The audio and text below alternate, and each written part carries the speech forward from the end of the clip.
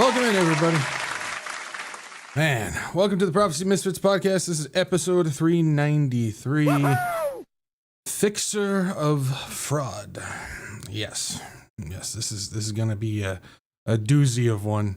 Yeah, to say the least. We're going to obviously talk about some fraud, and we're going to talk about some illusion, and we're going to talk about some absolute threats to humanity in the form of lying and fictitious politicians. So plenty of things we'll be discussing tonight. But yeah, welcome in. This is what we do on Tuesdays and Saturdays when we have power.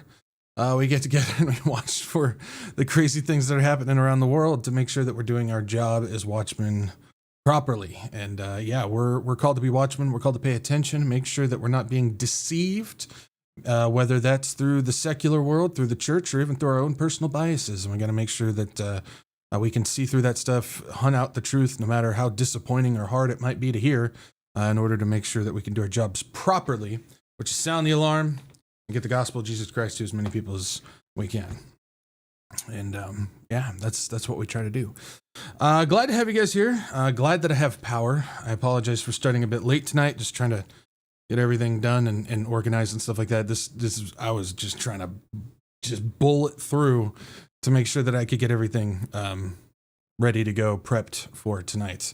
I put out a thing earlier where it was like, we're not going to do a show tonight. There's just no way. I don't have any power right now. It's only a couple hours till the show. I still have a lot of things that I would need to do that I can't even begin to do until I got power.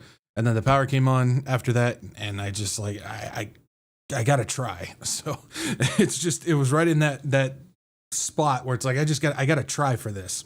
And so we're here. We're going to do this. And so it's going to be good. The Lord will be glorified no matter what. And that's all that matters. So anyways, hopefully everybody's doing well tonight. Thank you guys for joining me. As I said, episode 393, Fixer of Fraud. We got plenty of things that we're going to be going over. We're going to be talking about the latest on what's going on with this Ebola situation. We also got updates regarding this whole announcement. I know all the pastors and the Trump pastors and the Trump prophecy teachers and all the people are out there going, see, look at all the fraud that the Trump Department of Justice went after and took care of in Minnesota. Cool. Well, let's talk about that and some other fraud, shall we? Yeah, we've talked about this in the past, but I'm just going to bring it all out. Let's talk about it, shall we? Since you claim that it's all about taking out the fraud, let's talk about taking out the fraud and point out how you're a fraud for not talking about it. How about that? But yeah, we got plenty of that stuff going on. We also got updates regarding this anti-weaponization fund, updates regarding January 6th Capitol riot information. Yeah, we got more updates regarding that. You thought we were done. We're not. We got stuff regarding Ken Paxton. We'll talk about that. Because that's an interesting situation happening there. Updates regarding Jack Smith's Volume 2. For those who have been around the channel know that we've been kind of watching what's going on with that. Trump is using judges to hide Volume 2 of Jack Smith's report, which basically proves that Trump did indeed take national security files and hide them in his house, which is actually an act of treason. So we'll talk about that stuff as well. I'm going to bring it out since everybody wants to talk about how Trump's taking out fraud. Let's talk about fraud, shall we? Yeah. Kevin Warsh was sworn in as Fed chair. We'll talk about that as well. That's a pretty important situation. We got Donald Trump Jr. Got married to somebody connected to Epstein's banking system. Yeah, interesting.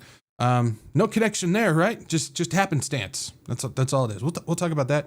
We'll talk about how that's all connected to Russia and Epstein and that whole situation. Tulsi Gabbard steps down. I'm hearing two different people might be taking that position. We'll go over both of those people as well. So plenty of things. Let's talk about fraud, shall we? Since everybody's so hyped about Trump taking out fraud, let's talk about fraud.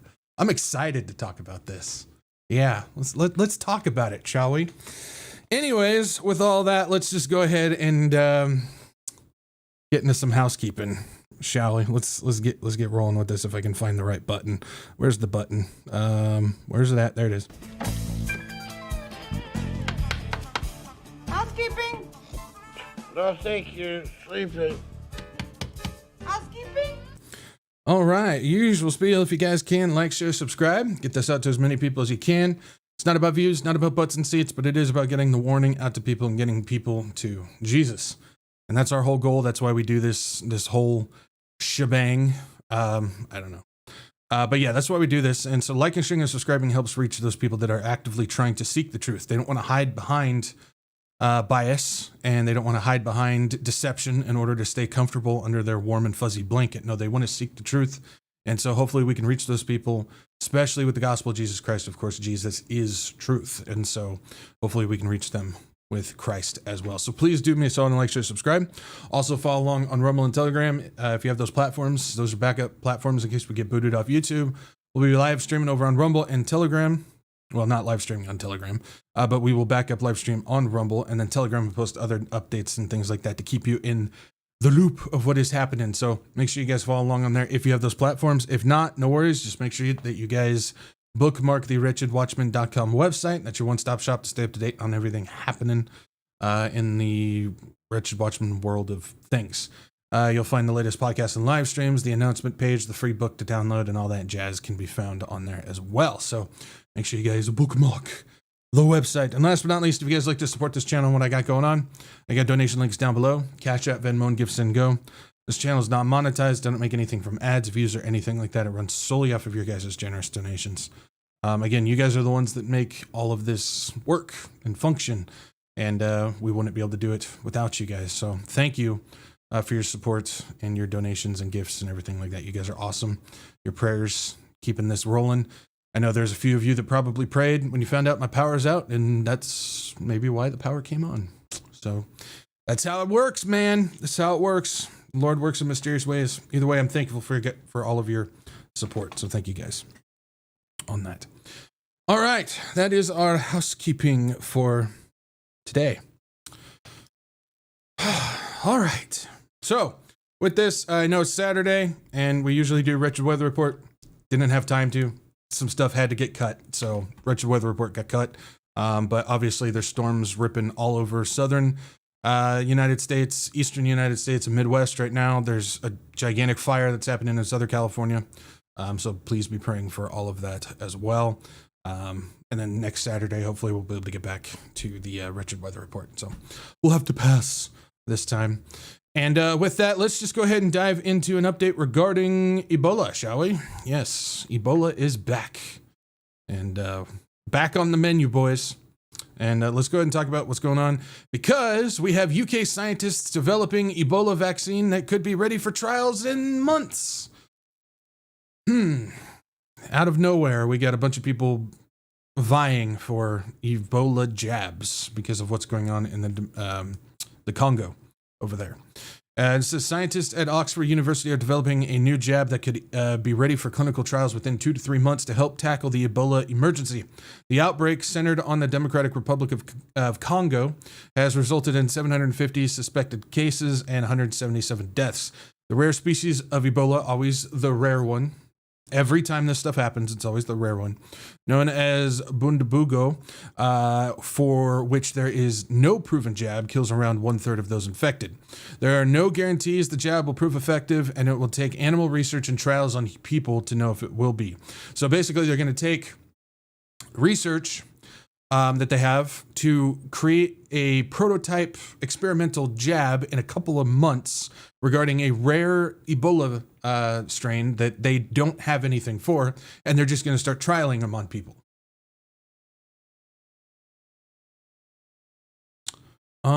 Anybody think that that's a little, Gates-ish, I guess you could say? But scientists say that they're working urgently in case the outbreak spirals and their experimental jab is needed. Yeah, I'd love to be the guinea pig for that one. In the wider region, the risk is also now considered to be high, but it remains low internationally added. Another separate experimental jab is also in development, but it is expected to take 6 to 9 months for any dose of that to be ready for testing. Well, just get Big Daddy, father of the vax warp speed boy Trump involved with that. I'm sure he can pump out something real quick that'll save everybody's lives, and he'll be able to stand on his podium and declare it a victory. And then all the people who claim to support Trump, who were against the jab, will just completely forget every bit of information of him being involved with it in order to continue to support him claiming that he did nothing wrong. I mean, we could go through all that again. We just went through it. You guys want to go through it again? I don't know. The jab is being developed by UK scientists using the same technology the team developed during the COOF pandemic. Oh, so that means these are going to be mRNA jabs. So it's going to be just like the COOF jabs that they developed during that situation. It's going to be mRNA, experimental, only a couple months for them to come out. I mean, this is no way that this is going to be a disaster, is it? During the pandemic, it was loaded with a genetic code from the COOF virus. This time, it's being prepared with the genetic code from the Bundabuyo species of Ebola. So that's what we got going on with that. We got UK scientists that are going to be making an experimental jab for a disease that there's no jab for, using the same tactics of mRNA from the COOF jab in order to do it. But that's not all. Let's take a look at what's going on with Canada, shall we? Doctors urge caution, not fear, as Canada rolls out Ebola screenings. For all of you up in the Great White North, here we go. Passengers arriving at major ports of entry in Canada will now be asked about their travel history and any symptoms that could be related to Ebola as the virus continues to spread rapidly through parts of Africa. At a news conference Friday, Canada's chief public health officer described the situation as serious and evolving while addressing questions about potential travel restrictions on the country where the virus is currently circulating. It's important that we look at how effective things like travel bans are. Travel bans. So we're already kind of witnessing an energy reset right now. So is this part of it where we're going to have travel bans because of Ebola and hantavirus all of a sudden? Is that going to be the poly crisis that they were talking about? Maybe. I don't know. But you can't help but wonder if this is part of the whole plan regarding it all. It says it's important we look at how effective things like travel bans are, said Dr. Josh Reimer. When asked if Canada would implement any travel bans, we need to be looking at whether there's any evidence the outbreak is currently escaping the area it concentrated. In addition to enhanced screenings at ports of entry, travelers returning to Canada who have been to the affected regions are being asked to monitor their symptoms for at least 21 days. Testing will only be done on people with symptoms, as was the case with the person in Ontario who had recently returned from Ethiopia and had symptoms consistent with a range of illnesses. So Canada's already getting out in front of this thing with screenings, Ebola screenings for people coming in, and possible travel bans. And then we got COOF-style jabs being developed with mRNA in just a couple months. Very interesting. A lot of interesting things happening in regards to what's happening out there. Again, I'm not hearing much in regards to hantavirus anymore, although there's some stuff here and there popping up.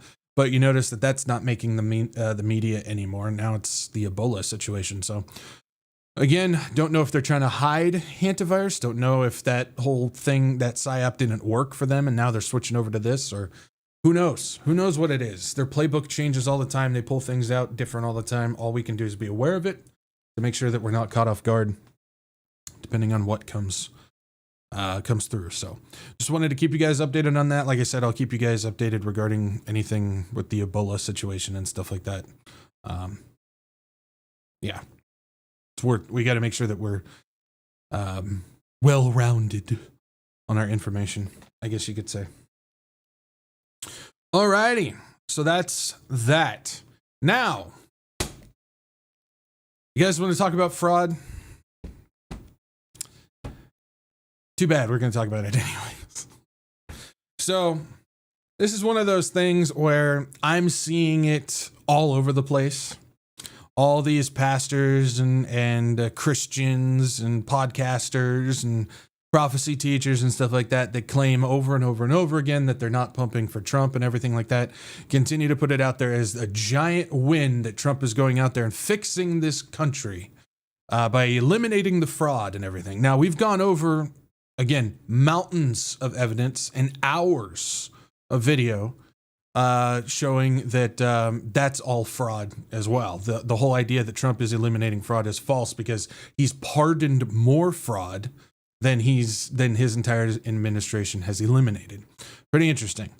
But we're going to go over this stuff because I want to talk about it because, again, it's one of those things where we need to make sure that we understand what is happening in the depths of everything that is occurring right now, because there's still people out there that just keep spouting off the stuff of Trump is against abortion and Trump is against fraud and Trump was a better choice than Kamala. And I'm sitting there going, none of that is actually correct, because Trump is for abortion and has increased because of his decisions. The fraud is actually being pardoned and let out of the cage as opposed to actually being locked up, even though they got a giant stunt going on with Minnesota, which we've talked about before, but we'll talk about a little bit more again. And the idea that Trump was a better choice, again, there was no choice. So again, you're falling for the illusion that if you actually did any research, even though these people that say this stuff claim that they've done it, and to them research means listening to whatever their own personal biased media tells them, as opposed to actually going and digging through a whole bunch of different sources, going through official documents, and actually using the brain to come up with critical thinking skills, then you'll realize that there was actually no choice. And I will actually sit here at this point and tell you guys that the stuff that I show you on the show is very cut down, ripped down to the bare minimum in order to be able to present it. I have so much stuff that I have come across and researched and have seen that I just wouldn't even know where to begin to present that stuff to you guys. But I can sit here and actually tell you that the notion, even if a choice was true between Trump and Kamala, I can tell you that without a doubt, that the idea that Trump was the lesser of two evils is actually incorrect. Trump is an extremely evil man and a danger to humanity itself. And I can't even begin to present the stuff that I have seen that he's been entwined with, that he's involved with, that proves just that. But the show that's put on the left, which the church goes up in arms declaring to be the worst thing ever, is that it's a show. Yes, they are evil, twisted people on the left, but they are just as led and corrupt as the people on the right. And Trump is a sinister, evil man who is a danger to humanity. And it's exactly why the Satanists put him in to be the priest of chaos, the minister of chaos, in order to push their agenda forward. And I can sit here and confidently say that. Why? Because I've looked, I've seen, I know what's going on to a certain extent, but much more than the people who claim that they've researched and all they've done is looked at whatever Fox News tells them. Anyways, with that in mind, I'm going to take you down a little bit of a rabbit hole tonight. Not super deep. Like I said, there's a lot of stuff I wouldn't even know how to present to you. It's just stuff that I wouldn't even know how to do it.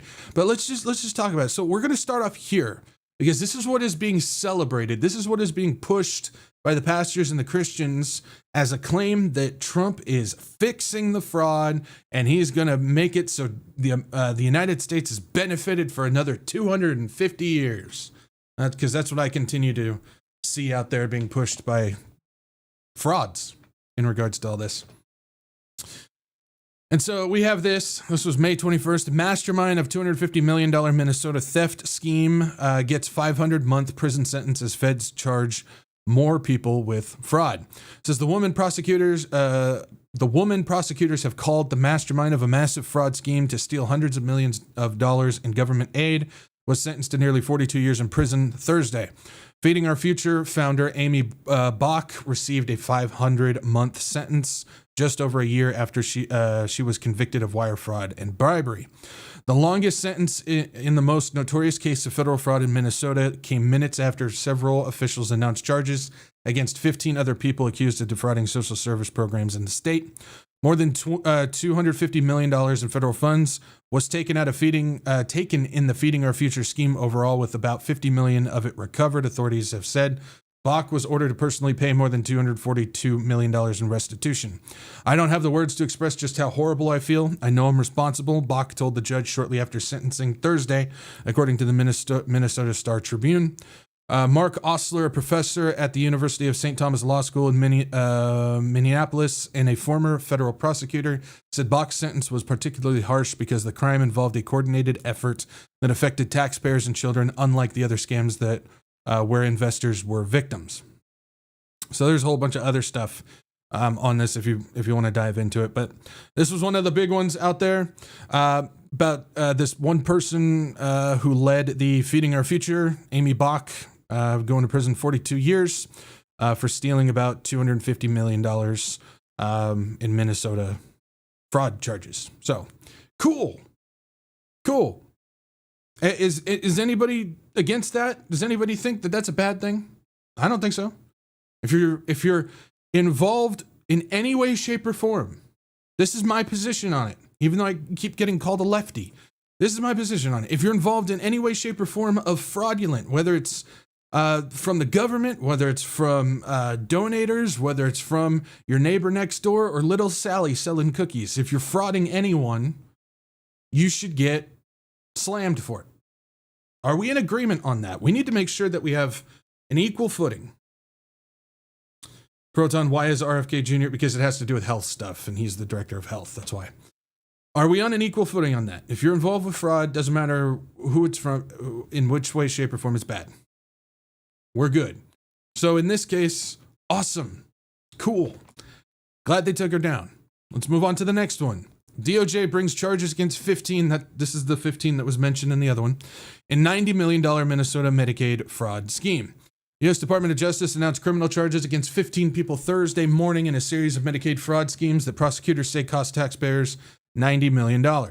According to Colin McDonald, the Assistant Attorney General for the National Fraud Enforcement Division, the charges involve seven different state-managed Medicaid programs that have seen systematically pilfered by fraudsters who treated Minnesota-run programs as their personal piggy bank.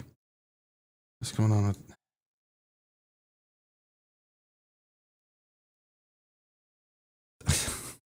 Get a hobby, dude. Anyways, the cases take on a certain pattern, officials say, in which the suspects billed the state for programs they did not provide. They would then spend money on real estate holdings, cars, jewelry, and other lavish items. Kind of sounds like the leaders of BLM, doesn't it? If we jump down, I think there's something down here. Nope, I thought I did something else. Okay, but as we can see, we got Amy Bach, the Feeding the Future, took care of that.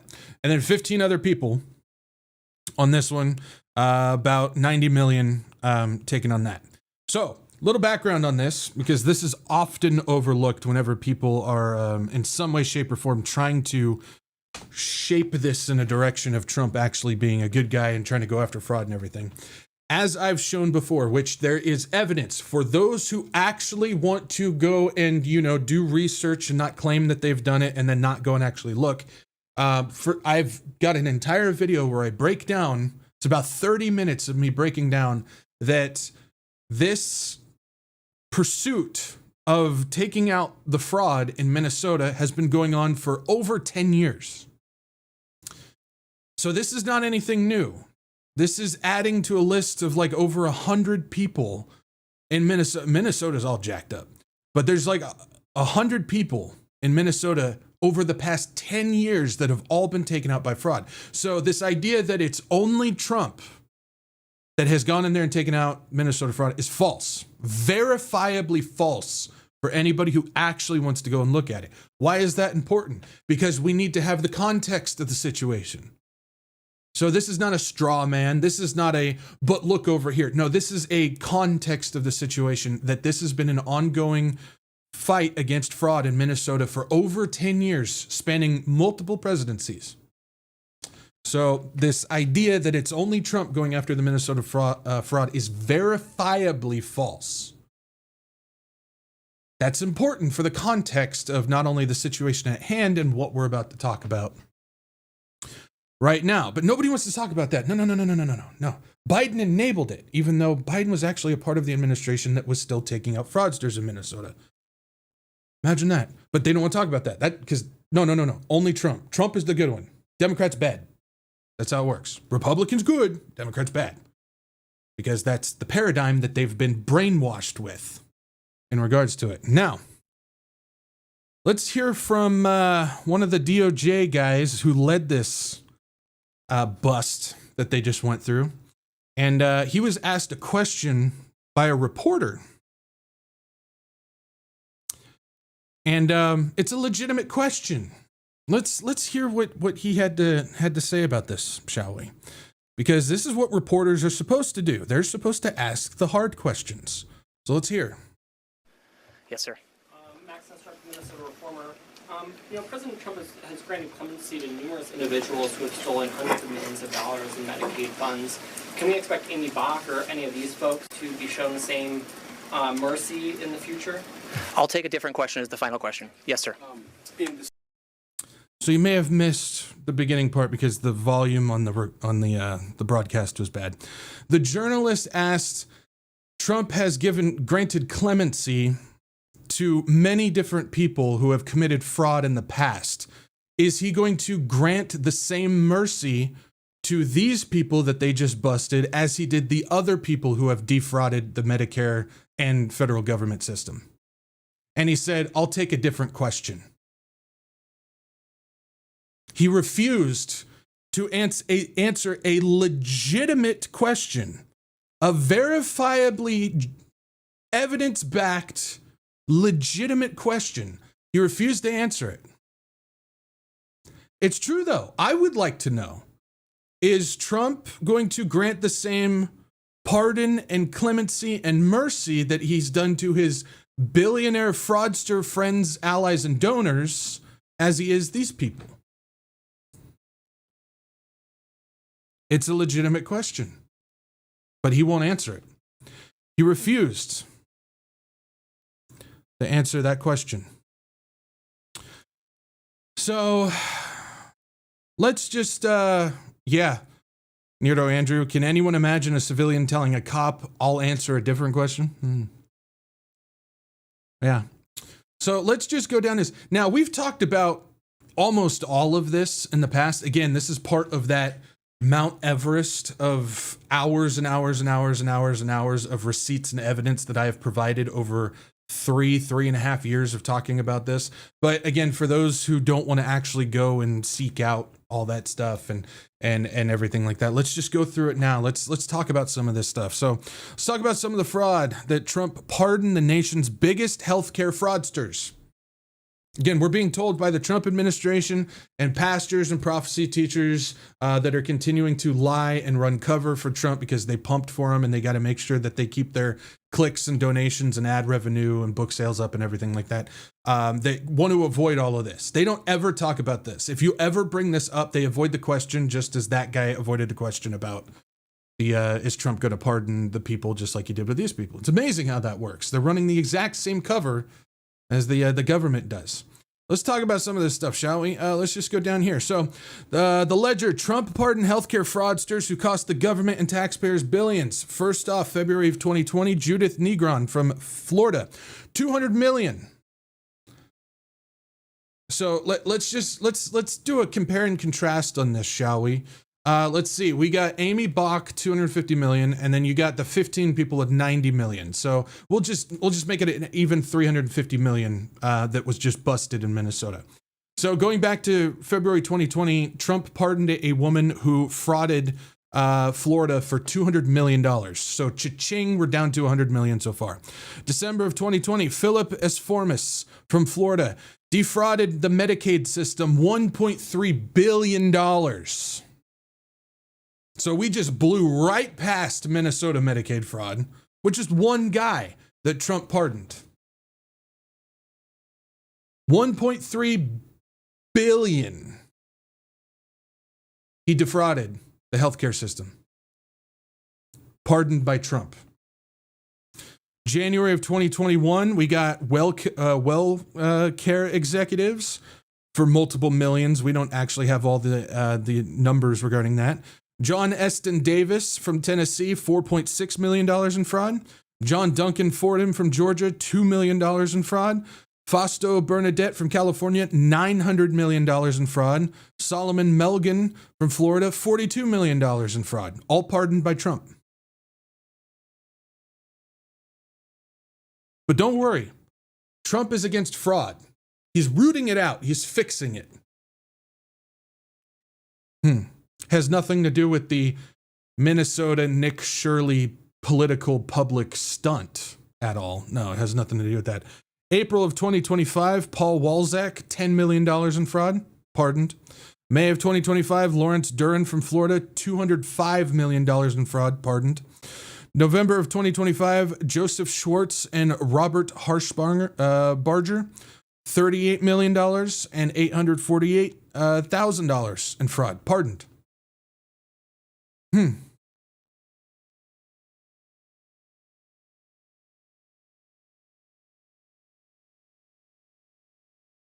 So what's up with the narrative that Trump is against fraud? Why is he pardoning all these people?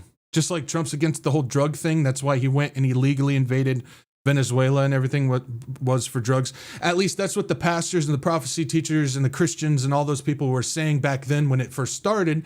And then when they finally took Venezuela, they switched their narrative to oil, saying it was always about oil. But you were just saying it was about drugs and Trump taking down the whole global drug trade a couple months ago. Why did you change your story and then won't admit that you changed your story? Oh, that's because that's what you were told to say based on what Trump says, what his administration says, and what your right-wing news says. That's right. Yeah, you don't care about the truth. You don't care about the facts. You don't care about actually doing research on the matter. No, you put out what benefits your political alignment and what brings in clicks for your channel. How much they paying you for that?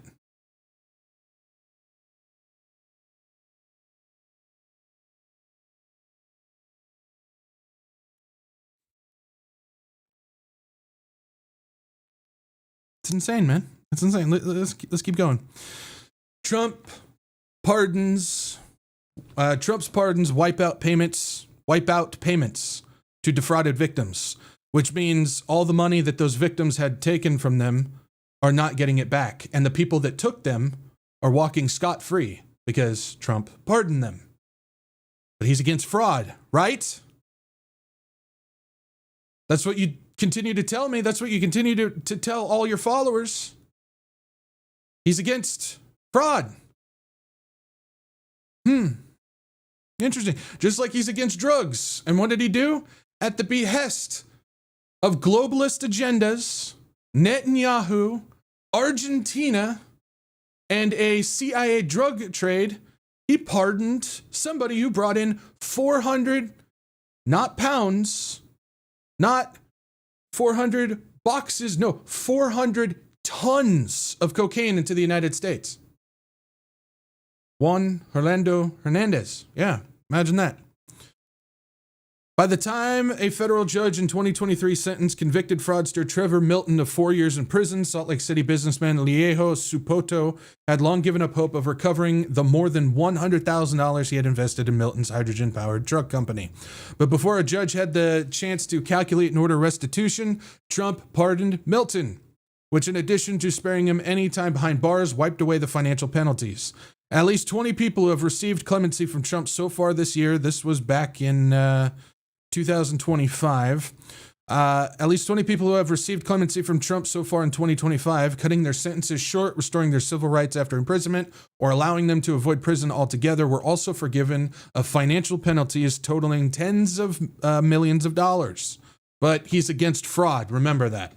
Marion Morgan, for example, was sentenced in 2013 to nearly 34 years in prison for running a Ponzi scheme and was ordered to pay $17.5 million to dozens of investors, most of which remain unpaid. But in May, Trump commuted her sentence to time served with no further fines, restitutions, probations, or other conditions. Paul Walzak, a healthcare executive and convicted tax cheat, was sentenced in April to 18 months in prison in order to pay over $4 million to the IRS. His pardon came through just 12 days after his sentencing, relieving him of his financial obligations, sparing him from going to prison. But Trump is against fraud.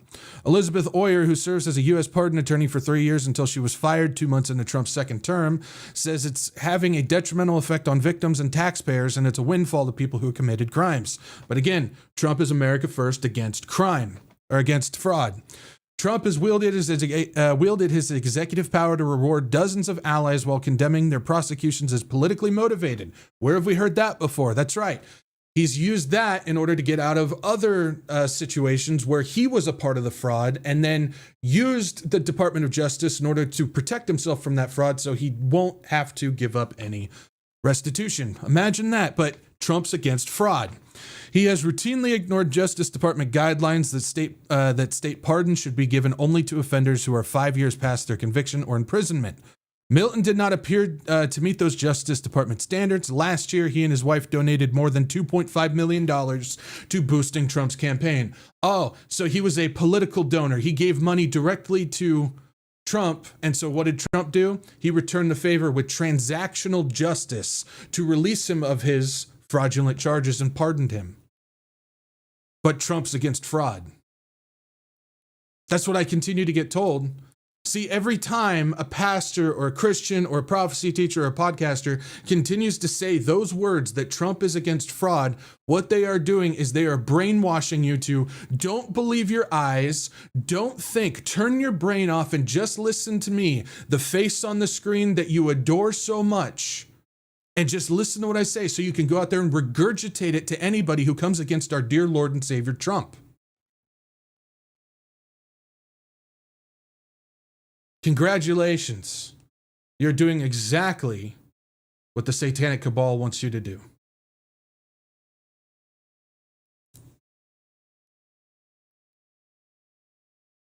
See, what I'm showing you, receipts, and that I have shown you for 3.5 years, is not me just staring at a screen telling you what to believe. I am showing you verifiable evidence. Don't believe what I'm saying. Don't believe what I'm showing on screen. Go and look it up. If you claim to do the research that you continue to claim that you do, go and look it up. Don't look at Fox News articles. Don't look at New York Times articles. Go and look up the official documents. You can find all of these official documents. Go look them up. But you won't do that. You will sit there and just regurgitate what you have been told by your favorite person and then claim that you've done the research. You've done jack to increase the information in your brain. You are simply being a brainwashed parrot that you claim that the left does. That's all. I've heard it 1,000,000 times. It's the left that just regurgitate the woke facts. It's the left that just repeats the mainstream news. It's the left that's brainwashed. It's the left that does that. Guess what? You're doing it too. I'm proving it so right now. Because you won't go and look this up. You ignore this. You disregard this. You write this off. Why? So you can hold on to your political blankie.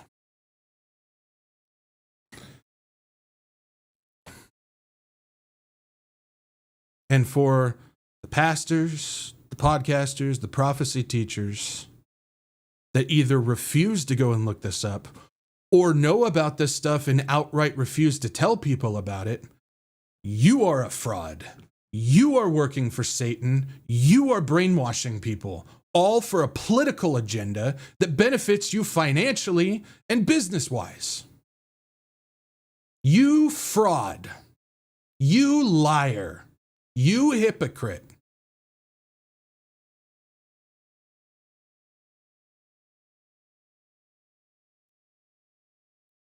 Let's keep going. Trump vowed to crack down on fraudsters, but he's pardoned dozens. More than 70 allies, donors, and others. And again, we've covered almost all of them over the 3.5 years that we've been talking about all this. Solomon Melgen was an immigrant. Immigrant. Interesting. I thought we were all about getting the immigrants out of the country. Well, let's hear what Solomon has done. Solomon Melgen was an immigrant who came to the United States and wound up committing fraud, ripping off the American taxpayers by $42 million. Sounds like the Somalis in Minnesota, doesn't it? Well, let's hear what Trump did about it. Melgen devised a scheme to enrich himself by defrauding Medicare to the tunes of tens of millions of dollars, an FBI official said when Mr. Melgen was sentenced to 17 years in jail during President Trump's first term. Given the high-profile war on fraud and government programs that Mr. Trump announced on Monday, pointing to scams allegedly carried out by Somali and other immigrants, Mr. Melgen is actually prominent in another presidential lineup because the gallery of criminals convicted of fraud who have been granted clemency by Mr. Trump, Mr. Melgen was one of them. So Trump literally pardoned Solomon Melgen, who was an immigrant who came to the United States and committed $42 million worth of Medicaid fraud coming straight from the taxpayers, was pardoned by Trump. But I thought Trump was against fraud, and I thought he was against the immigration system, and I thought he was against all that stuff. Why is he pardoning somebody who checks off every single box that we are being told is he was pursuing in Minnesota? Explain it to me.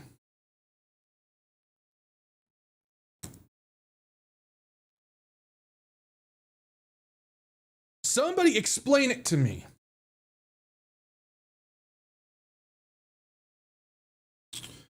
Across both of his terms, Trump has granted clemency to more than 70 allies, donors, and other convicted in fraud cases. In his second term, Trump's pace of pardoning those convicted of fraud has increased. In the first year of his second term, he handed out nearly 36 pardons and commutations for people accused of fraud. 36 pardons and commutations for fraud. That's just fraud. That's not even everything else. Mr. Trump is unabashed about using the government to reward friends and supporters and punish foes. Again, things that I have proven time and time again for the past 3.5 years. That continues to get ignored by those who support Trump and want to pump Trump no matter what. Let's talk about Philip Esformis. The South Florida owner of nursing and assisted living facilities was arrested in 2016 in what the FBI called the largest ever criminal healthcare fraud case brought against individuals. The fraudulent billing scheme stole $1.3 billion, not million, billion, from Medicare and Medicaid. That just smashes right through what was just taken care of in Minnesota, which again is good if they took care of that. The same type of public entitlement program that the president said he's protecting with his crackdown on fraud in Minnesota and elsewhere.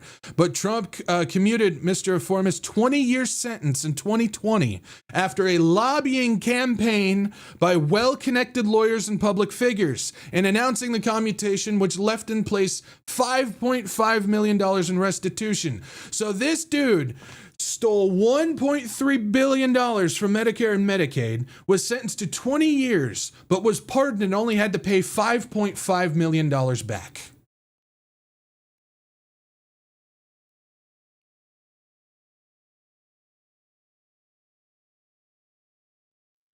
When we talk about lawlessness, when we talk about corruption, when we talk about deception, boom. Right there. Big fat elephant wearing a pink tutu at the dead center of a 20 by 20 square foot room. And all the pro-Trump pastors and prophecy teachers are going, I don't see anything.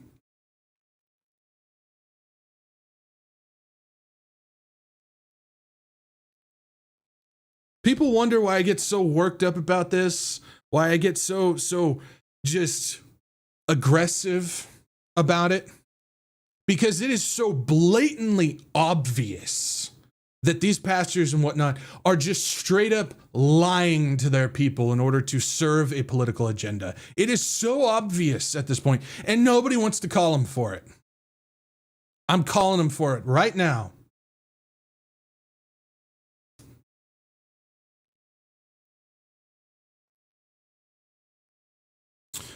Trump himself was found liable in a civil fraud case related to his businesses, and he has railed against what he views as politically motivated. Oh, there we go again. cases targeting him and his allies. In Minnesota, the Justice Department, beginning in the Biden administration, has charged nearly 100 people with defrauding a variety of government programs, including stealing hundreds of millions of dollars intended for a child nutrition program during the COVID pandemic, a period marked by a wave of scams involving federal money. Still, some of the fraud cases in Minnesota seem strikingly similar to those that Trump has granted clemency. Take, for instance, the case of Amy Bach and Salim Said, who were charged as part of the $250 million theft from the federally funded child nutrition program in Minnesota. We just talked about that.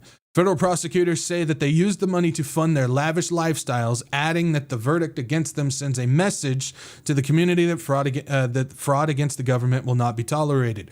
Cool. However, hypocritically, compare that to the case of Lawrence Duran, the owner of the Florida mental health care company, who pleaded guilty along with co-defendants in 2011 to orchestrating a $205 million Medicaid fraud scheme.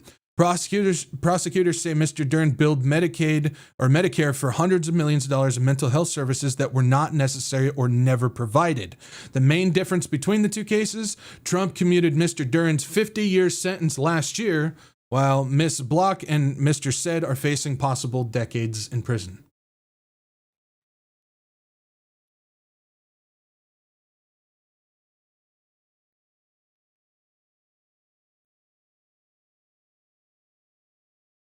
Zach for president? I don't think so. I'd get assassinated day one. Mr. Trump pardoned Devin Archer, whose testimony helped fuel a Republican-led investigation into the Biden family. There's no political motivation there, is there? No. Forgiving Mr. Archer's conviction for defrauding investors in a Native American tribal entity of tens of millions of dollars. And he commuted the lengthy fraud sentence of Jason Galanis, a former business associate of Hunter Biden's, who also assisted in the investigation. Trump has granted pardons to politicians from both parties whom he viewed as loyal, including former Representative George Santos, the New York Republican and serial fabulist who was convicted of wire fraud and aggravated identity theft. Other pardons or commutations went to political donors or their relatives, although the White House has denied a connection between clemency and cash. Of course, they deny it. It's obvious if anybody has a brain.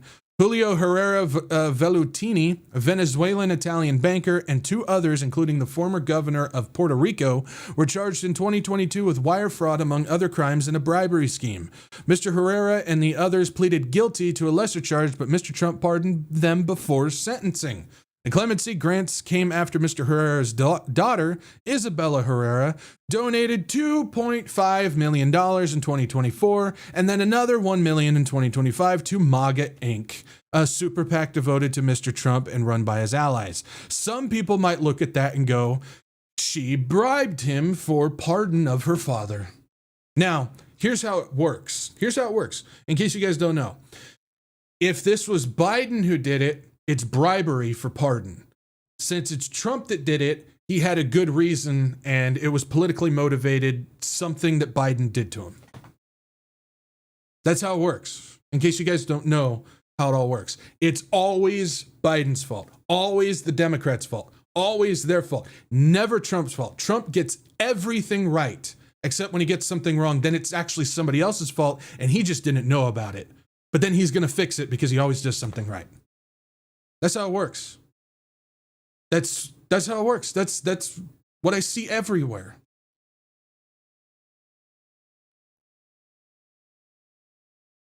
How about this? On his way out of office after his first term, Trump commuted the sentence of Eliyahu Weinstein. We talked about this one, actually, who had been convicted twice of defrauding private investors. His case was supported by an Orthodox Jewish organization that works with prisoners and numerous others who are also influential with the White House, including the lawyer Alan Dershowitz, who again connected to Trump and Epstein. Imagine that.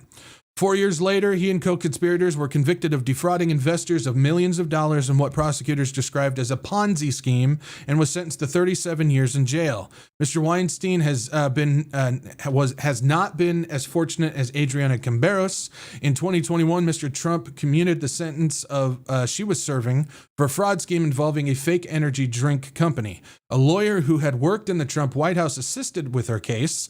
3 years later, Ms. Camberos was convicted with her brother of defrauding and food wholesalers. In January, Trump pardoned them both again with no explanation. All of them gone, wiped clean. Trump pardoned them because he's against fraud. So when Trump says he's against fraud, when he pardons people who committed fraud, that's his way of taking out the fraud. Again, that is the logic that these Christians, pastors, and prophecy teachers want you to have. That's what they want you to have. They want you to be stupid so you can just go along with this. Now, I already know, because there's some people that come at me and it's like, I appreciate you bringing that, but you don't need to be so aggressive about it. Again, you don't need to like me. You don't need to like my presentation. You don't need to be my friend. You don't need to be any of that. Just take the information. Go and look up the information. I don't care if you like me or not. It's the information. In the Oval Office on Monday, Mr. Trump signed an executive order, this was a few months back, establishing the task force to eliminate fraud and put Vice President J.D. Vance in charge and gave him the nickname Fraud Czar. In summarizing the executive order, Will Scharf, the White House staff secretary, said that the task force would return potentially billions or tens of billions or even hundreds of billions of dollars to the American taxpayer, which again, the Trump administration goes out and claims that they managed to bring $18 trillion into the country, which is verifiably false because even the entire GDP of this country is only 36 trillion. So that doesn't make any sense. But again, they lie about numbers, but Trump doesn't lie. No. He's against fraud. Left unstated was Mr. Trump's record of pardons and commutations for fraud convictions and the more than $700 million in restitution and fines connected to those cases. Trump said that the administration would pursue fraud wherever it existed, but mentioned only Minnesota and California. Of course, two Democratic strongholds. He described that the suspected fraud in Minnesota was totaling $19 billion. Federal prosecutors estimate it is half that amount. Again, just making up numbers to make it sound good. And said that it could be 10 times that in California. 10 times 19 billion in California. That's what they're claiming. Again, they just pull numbers out of their rear ends to make it sound like they're doing something efficient. Oh, we're not done. How about this one? Trump's pardon. I have a point that I need to prove here for all the people that continue to say, you have no proof. Trump's pardons forgive financial crimes that came with hundreds of millions in punishment. This was 2026, January of this year. Just 1 year into his second term, Trump has pardoned an unusually high number of wealthy people accused of financial crimes. Over half of Trump's 88 individual pardons are for white-collar offenses, with money laundering, bank fraud, and wire fraud among the most frequent crimes that the president has wiped clean. Have you guys noticed that all the people that Trump pardons are basically people that remind him of himself? Additionally, about half of the pardon recipients are either business executives or politicians. Included in the latest rounds of pardons issued Thursday and Friday were former healthcare CEO, the former governor of Puerto Rico, and a pair of siblings who were convicted on fraud charges, one of whom Trump previously freed for a different crime. Few pardon recipients are billionaires, including Binance founder Changpeng Zhao, who pleaded guilty to enabling money laundering on the crypto platform, which actually had to do with Iran's terrorist groups sending money back and forth through Zhao's Binance group, which they knew what was happening. So they were assisting Iran's terrorist groups doing this. But the reason Trump ignored all of that, which again, he's against, Iran terrorists and everything, another narrative that we continue to get told. Trump pardoned this guy simply because Binance was involved with setting up Trump crypto. So Trump ignores the terrorist Iranian stuff that was going on and pardons the guy simply because he was involved in getting Trump crypto off the ground. Trump also pardoned longtime English soccer club owner Joe Louis, who pleaded guilty last year to insider trading charges, and Trump pardoned Venezuela-Italian banker Julio M. Herrera Velutini, whom Trump pardoned last week while he awaited sentencing on campaign finance violations. We just talked about that. It's because his daughter donated $3.5 million to Trump's political pact. That's why. These are aside from the group of roughly 1,500 convicted January 6 rioters he pardoned on the first day back in office, and an additional symbolic pardons for those involved in efforts to overturn the 2020 election. And I've made mention of it before. I've shown a few of them on the show, but there's been at least 100 so far of those January 6th rioters that have been rearrested for either fraud, domestic abuse, theft, assault, and child molestation. While net worth statistics for other pardon recipients aren't easily available, the amount of fines and restitutions that have been imposed on them is a rough signal of their wealth. The 87 people and one corporation pardoned by Trump in the last year had been ordered to pay more than $298 million in fines and restitutions, $20 million more than the total owed of all of the pardon recipients in his entire first term. But Trump is against fraud. Again, if you just say it enough times, it has to be true, right?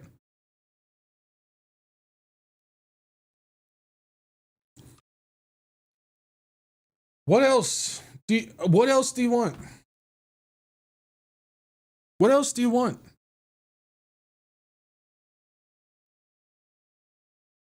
You can look up all the court cases.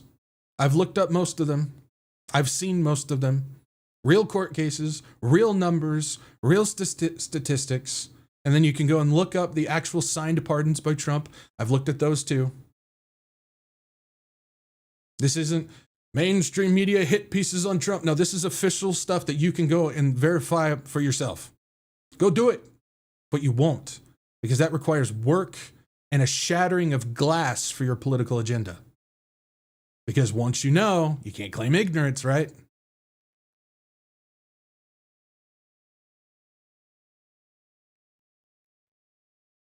I've covered this before, but let's just cover it again. How about the fact that Nick Shirley, the guy who busted the Minnesota fraud case, is clearly a paid PR stunt boy for the Trump administration? Here's him with Howard Lutnick, another person who's committed so much corruption, insider trading, conflict of interest contracts, and fraud that I can't even begin to go through his skeletons in his closet.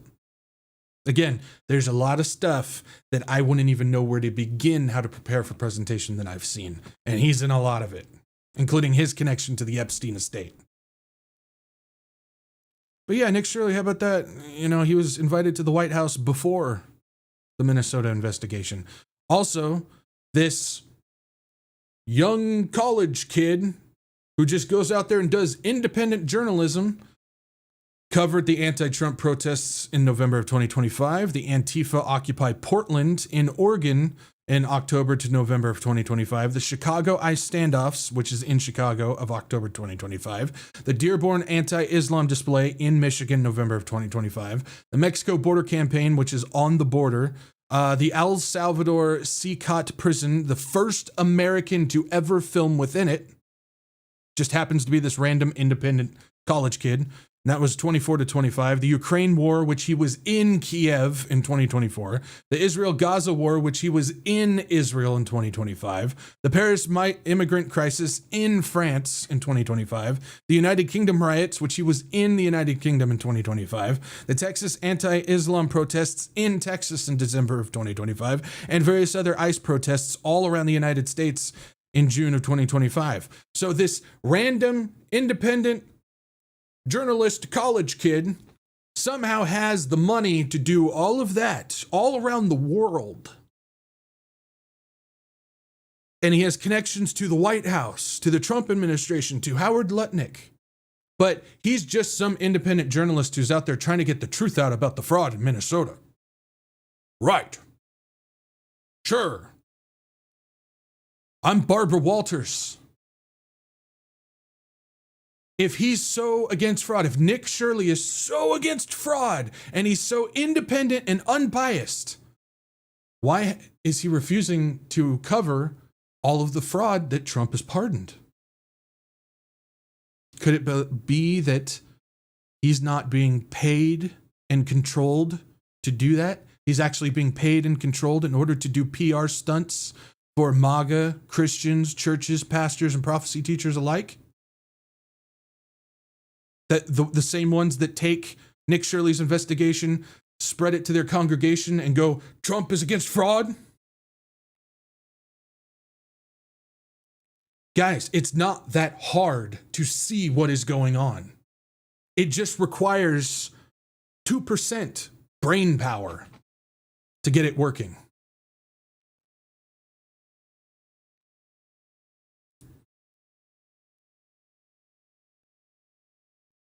How about this fraud?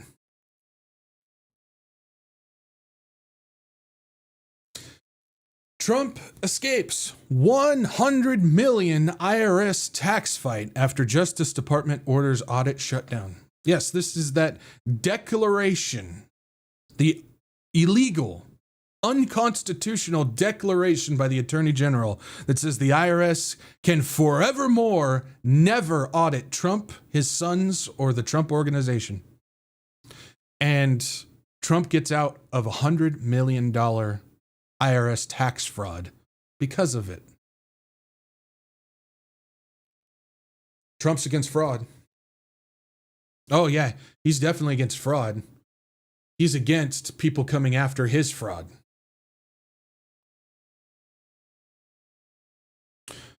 Trump and the Internal Revenue Service spent years locked in a high-stakes audit battle over losses tied to the Trump International Hotel and Tower in Chicago, a dispute the tax experts said could have exposed the president and his businesses to more than $100 million in taxes and penalties. That fight has now effectively ended after the Justice Department ordered the IRS to permanently stop examining Trump's returns. The decision finalized on the 19th of May addendum signed by acting attorney Todd Blanche bars the IRS from conducting any future audit or review of tax returns filed by Trump, members of his family, and affiliated businesses. The agreement was attached to a broader settlement tied to Trump's lawsuit against the IRS over the leak of his tax information by a former contractor. The extraordinary intervention closes one of the most politically sensitive tax investigations in modern U.S. history. There's no way that there's corruption involved with that. Why? Because it's Trump. Trump's not corrupt. Trump's a good guy. He cares about America. He cares about the American people. He's against fraud, so of course. Everything that comes against a mainstream lie, politically motivated, it's Biden's fault. Trump claimed in 2008 that his investment in the project had become effectively worthless as sales collapsed, allowing him to declare losses totaling roughly $651 billion, add it to a stack of other 7 bankrupt businesses he's done, that he had to get bailed out by the Rothschild family and the Saudi Arabian prince twice. But again, he's not corrupt. He's not a puppet or anything like that. No. 2 years later, Trump's advisors reportedly folded ownership of the tower into another partnership he controlled and claimed an additional $168 million in losses over the next decade. IRS investigators later questioned whether that restructuring improperly allowed Trump to benefit twice from essentially the same underlying losses, again committing tax fraud. The Department of Justice order now effectively removes the IRS's ability to revisit those filings.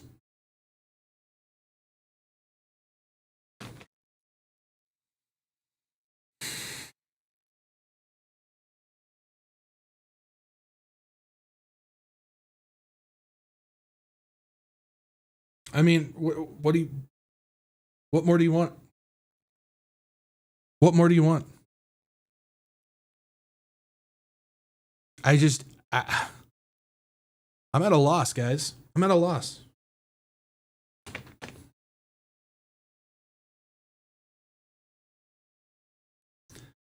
There's a reason. There's a reason why no one will touch me anymore. No one will talk to me anymore. No one.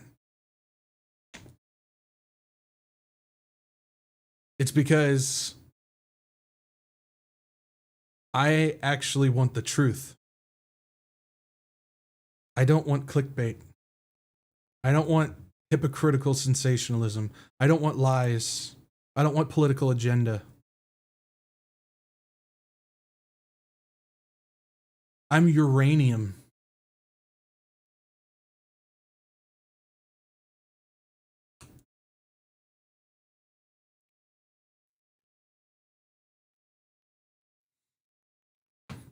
This doesn't take long to find this stuff. It really doesn't. It takes a little effort to go and verify this stuff, which again, you can verify all this. I simply just read certain articles because they condense this information to make it easy to present to you guys. That's all.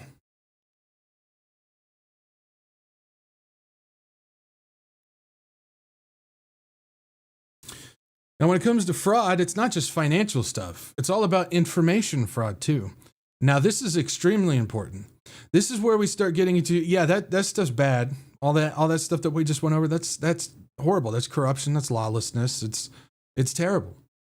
But where it really comes into play, when I talked about Trump being a detriment to humanity, to being an evil person that's propelling this information war being put on by the satanic globalist cabal, that's where it comes from, because that's where the danger lies. You can take money from me all day long, but the moment you start getting into my mind, that's when you start getting into spiritual attacks. So let's talk about some of the information fraud that's being done. Let's start with the most recent aspect. How about this? Trump's Justice Department scrubs its website of news releases about January 6th defendants. They are literally trying to wipe out history. Why would Trump want to be doing that? That's right. He was the mouthpiece for the globalist entity that was pushing the Capitol riot, with the Flynn brothers involved, with Giuliani involved, and all these people, Sidney Powell involved. All of those people that I just listed are eligible to take money, your money, taxpayer money, from the United States Treasury under the Anti-Weaponization Fund. We'll get to that in a second. Department of Justice is acknowledging it has removed from its website news releases about criminal cases related to the January 6, 2021 riot, calling the information about the prosecutions partisan propaganda. There's the political warfare again. Again, it's Biden's fault. It's the left's fault. Obama, he's in control of all this. The purge of news releases documenting criminal charges, convictions, and sentencings in the latest step by the Trump administration to dramatically rewrite the history of the assault on the Capitol, when hundreds of supporters of Republican President Donald Trump stormed the building in an effort to halt the congressional certification of his 2020 election loss to Joe Biden. And before anybody says, that's just mainstream propaganda, you can go on the Department of Justice's own Twitter account, and they have admitted that they're doing this. So don't give me that. Trump, on his first day back in office in 2025, pardoned, commuted the prison sentences, or vowed to dismiss the cases of all of the 1,500 plus people charged with crimes during the Capitol assault, including those convicted of attacking officers with makeshift weapons.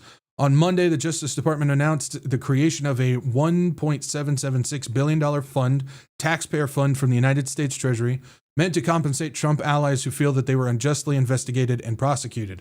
Acting Attorney General Todd Blanche has not ruled out the rioters convicted of violence will be eligible for payouts. After a journalist on Friday observed on the social media platform Twitter that the Justice Department was quietly removing news releases on its website that were related to the January 6th attack, including about a Texas man who pleaded guilty to assault and also faced separate state charges of soliciting a minor, just one of the many, the department responded through its rapid response account that there was nothing quiet about it. We are proud to reverse the DOJ's weaponization, there it is again, political weaponization, under the Biden administration. We will do everything in our power to make whole those who were prosecuted for political purposes, the Post said. This includes stripping DOJ's website of partisan propaganda. Oh, so history that goes against Trump and his administration is partisan propaganda, and so it needs to be wiped out. That's right. Among the releases removed from the site were those concerning seditious conspiracy cases against members of the Proud Boys and the Oath Keepers, which two of those leaders are eligible for your taxpayer money under the Anti-Weaponization Fund. The Justice Department, in an unopposed motion last month, asked a federal appeals court to vacate those seditious conspiracy convictions, a request that was granted Thursday. So they're scot-free, even though they were the ones, that's the right-wing Antifa that was the ones that helped lead all of this under the Flynn brothers and the bullhorn of Trump himself. The department on Friday moved to dismiss the cases against the group members.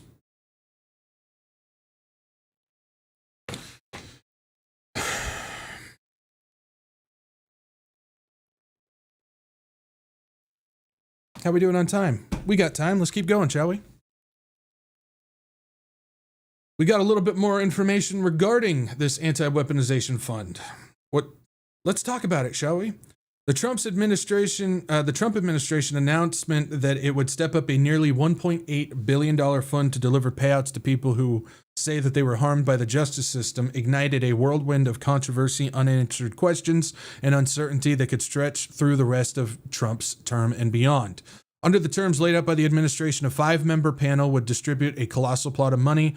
All 5 members must be approved by Trump, even though he doesn't have any control of the money or say in the money. He picks the people and he can remove the people if they don't do what he says. So he has choice of a 5-member panel that would distribute a colossal plot of taxpayer money straight from the U.S. Treasury, dubbed the Anti-Weaponization Fund, largely shielded from public scrutiny outside any evident oversight, and answerable only to Trump and his appointees. Some of the president's supporters cheered the effort, saying compensation is needed for people who were victimized by the government. There's a ton of those. Yeah. Much like Trump said he has been. But the problem is we know that this is going to go straight, just like his pardons, to the people who are allied, politically aligned, or donated to him. Many have already expressed a desire to get a cut of the money, including people charged in January 6th Capitol attack. The payout fund was created through an agreement Trump reached with the IRS to resolve a lawsuit he filed in his tax returns that were leaked by a contractor during his first term. Trump has defended the fund, writing on social media. Yeah, I don't know if anybody saw this. He wrote on social media Friday that he could have settled for an absolute fortune. He's taunting people, saying, I could have taken a fortune of your money for my own personal benefit. But instead, because I care so much about America and the American people, even though he claimed that he doesn't think about them at all when he's doing what he's doing, he said that he was helping others who were so badly abused by an evil, corrupt, and weaponized Biden administration, who's off napping with an ice cream on his chest with his hairy legs in a pool. The written agreement offers few assurances that the fund's actions and decisions would be made public. Wait, what? The written agreement offers few assurances that the fund's actions and decisions would be made public. But Trump said that this is the administration of transparency. But yet they made it so they don't have to tell anybody who is getting the money.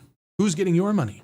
And though Blanche pledged transparency, much, if not most, of the fund's workings could remain hidden under the terms of the deal, including decisions made by the administration's hand-picked panel members will be irreversible, with no appeal process and no subject to any judicial oversight. Claims submitted to the fund can be audited, the document states, but only by the Justice Department or a contractor designated by Todd Blanche. So their decisions will be made by yes men appointed by Trump. The decision is irreversible with no appeal process, is not subject to judicial oversight. There's no public announcement of who is getting how much money from it. And the only way to audit it is either by the Justice Department or somebody hand-selected by the Attorney General.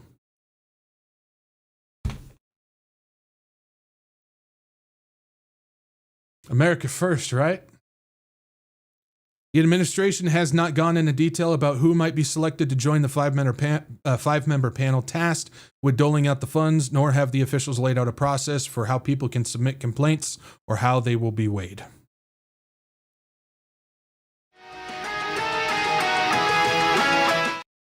Sorry, pressed the wrong button.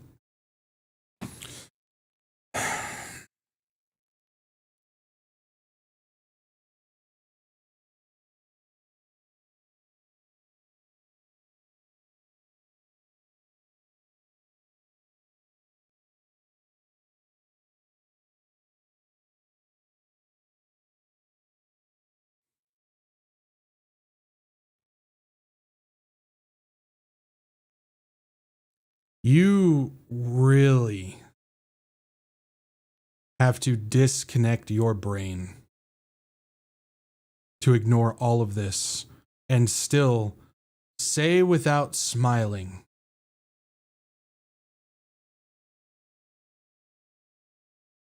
that Trump is for America, that he cares about people, that he's against fraud. You kidding me? You kidding me? I'm sorry. I'm at the point now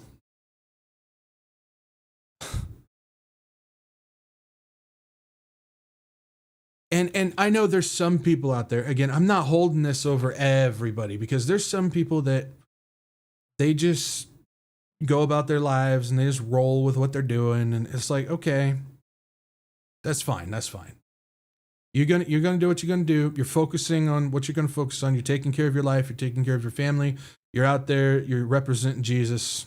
Cool. If you're not into looking at all this stuff and everything, I'm not gonna hold that over your head. I'm not. I won't have a conversation about it with you, because I wouldn't. There's no way that we're gonna be able to have an actual conversation. But if you want to talk about Jesus and all that stuff, I'm cool. Let's talk about Jesus. Where my thing is at, where my issue is with all this, are the Christians that claim to be prophecy watchers, that claim that they actually do research, when they're exposing themselves as them not actually doing research. Clear as day. They're living a lie. They're choosing to live a lie, because to them, they think research is going and reading an article from Fox News, looking at Prophecy Watch News, or Prophecy News Watch, whatever it's called, and then going and listening to 3 or 4 different pastors that all parrot the exact same talking points and go, yep, I'm up to date. I've done my research. I know what's going on. No, you haven't. You're living a lie. Don't sit there and declare me or others like me, because I know there's many in the chat that do what I do and go and look this stuff up and are aware of what's going on. Don't declare us to be lost when it's clear we're the ones that actually went and looked. And then you sit there in your ignorance and arrogantly declare that. I have a problem with that. Because they're the ones that are never going to go and change their ways. They're stuck because they believe that their way is the right way. I used to be one of those people. Then the Lord finally dug me out of my own sitting and started taking me on ways that I had to shred every bit of bias in me. That was a ride. The other people that I have a big problem with are the ones that claim intellectual superiority because they can throw a dictionary at your face to make themselves sound smart, but they are simply stating nothing, parroting a narrative for personal gain. You know who those people are. I've mentioned them many times. And they're the ones who outright refuse. This is where the problem is. Refuse. They have put themselves in a position of teaching authority, and they choose and refuse to go and actually research things properly for their position.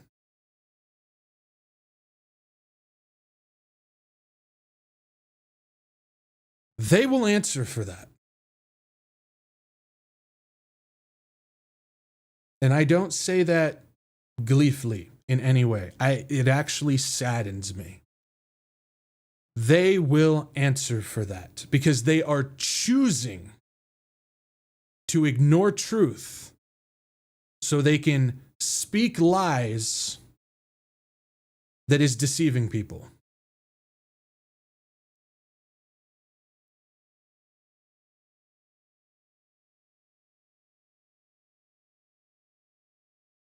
Kind of sucks when you just lay it out bluntly, doesn't it?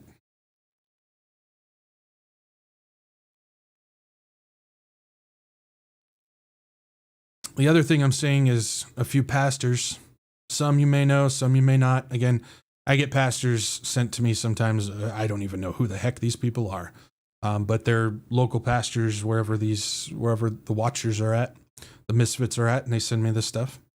And there's kind of a campaign going on down in Texas regarding Ken Paxton. I've talked about Ken Paxton before. So let's just go ahead and this is still on our route through the whole fraud situation. So hang with me, like I said. Let's talk about Ken Paxton real quick. Let's just kind of go over what's going on. So in case you guys don't know, incumbent John Cornyn and Ken Paxton are running in the Republican primary runoff for U.S. Senate in Texas on May 26th. Incumbent John Cornyn and Ken Paxton are running, of course, for the runoff. Cornyn and Paxton were the top two finishers in the March 3 primary. Now, a lot of pastors here in Texas are endorsing this guy because he publicly claims to be a Christian. Okay, well, let's take a look at what's been going on in his life, shall we? Why is this all messed up? What is going on? This website is lame. Give me a second. Hold on.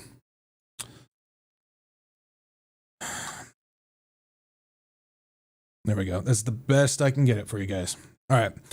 Felony securities fraud charges against Attorney General Ken Paxton to be dropped after 9 years. This was March 26, 2025. Yes, Ken Paxton is a fraudster as well. Prosecutors on Tuesday, this was back in 2024, agreed to drop the security fraud charges facing Attorney General Ken Paxton if he performs community service and fulfills other conditions of a pretrial agreement, bringing an abrupt end to the nearly 9-year-old felony case. That's right, this would have made him a felon. He was able to dodge this for 9 years because he held public office. Now the rooster's coming home. This would have made him a felon. Felony case that has loomed over the embattled Republican since his early days in office. The deal, which landed 3 weeks before Paxton is set to face trial, also requires him to take advanced legal education courses and pay restitution to those he is accused of defrauding more than a decade ago when he allegedly solicited investors in a McKinney technology company without disclosing what the firm was paying him to promote its stock. The total amount of restitution will be somewhere a little bit south of $300,000, which is pocket change for Ken Paxton. Paxton, who will not have to enter a plea under the terms of agreement, which means he doesn't get the moniker of felon, which means he gets to stay in political office, faced the prospect of decades in prison if he had been convicted of fraud. His status as a felon, based in part on an opinion he issued himself, would have likely barred him from running for office in the future. The deal is the second major win for Paxton in roughly the last 6 months after the Republican-controlled Texas Senate acquitted him last fall of 16 impeachment charges, centered on allegations that he accepted bribes and abused the authority of his office to help a wealthy friend and a campaign donor. Still, Paxton's legal troubles aren't over. His agency is still facing a lawsuit brought by 4 former top deputies who argue that Paxton improperly fired them in 2020 for reporting him to the FBI for these felonies. So he punished them for it. Those whistleblowers told law enforcement that they believe Paxton was using his office to benefit Austin real estate mogul Nate Paul, the charges that formed the basis for Paxton's impeachment last year and that are the subject of an ongoing federal investigation. Well, let's get an update on what happened with that.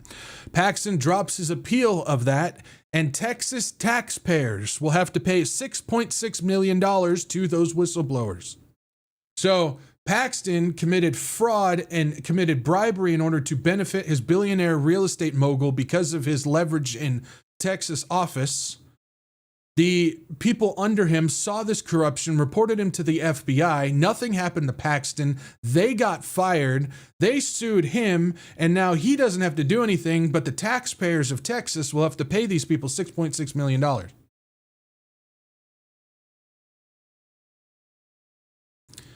Texas will pay $6.6 million to 4 former top deputies of Attorney General Ken Paxton, who say that they were fired after reporting their boss to the FBI. This years-long legal saga reached its conclusion on Wednesday.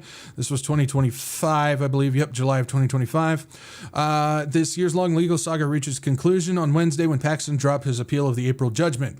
The legislator will still have to appropriate the funds to pay the judgment, either during the upcoming special session or during the next regular session.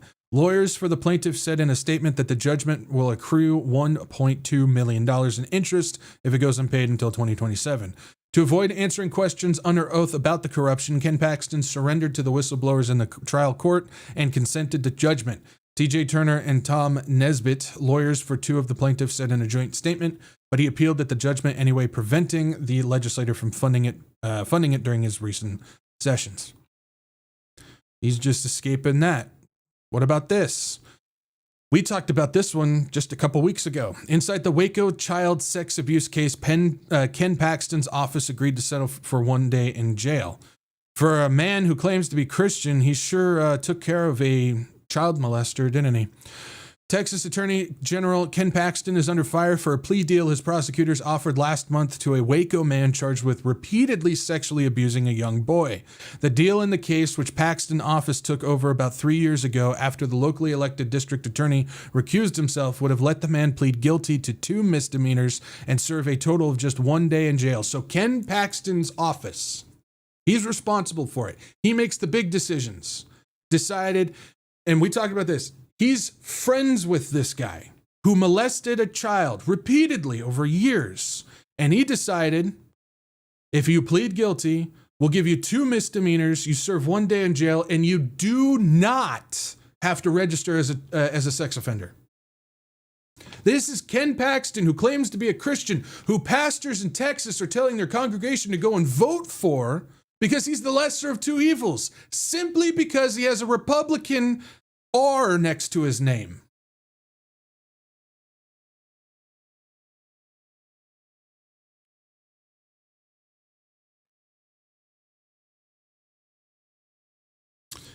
Now Paxton, locked in a heated primary to be the Republican nominee for U.S. Senate, is facing criticism from political opponents who say his office was too lenient towards the man who admitted that he molested the victim. The guy admitted it.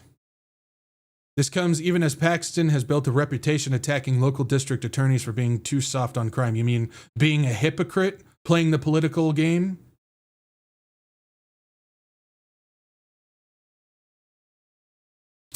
How about this one? Texas Ken Paxton was impeached by his own party for corruption, but yet Trump still endorsed him for Senate.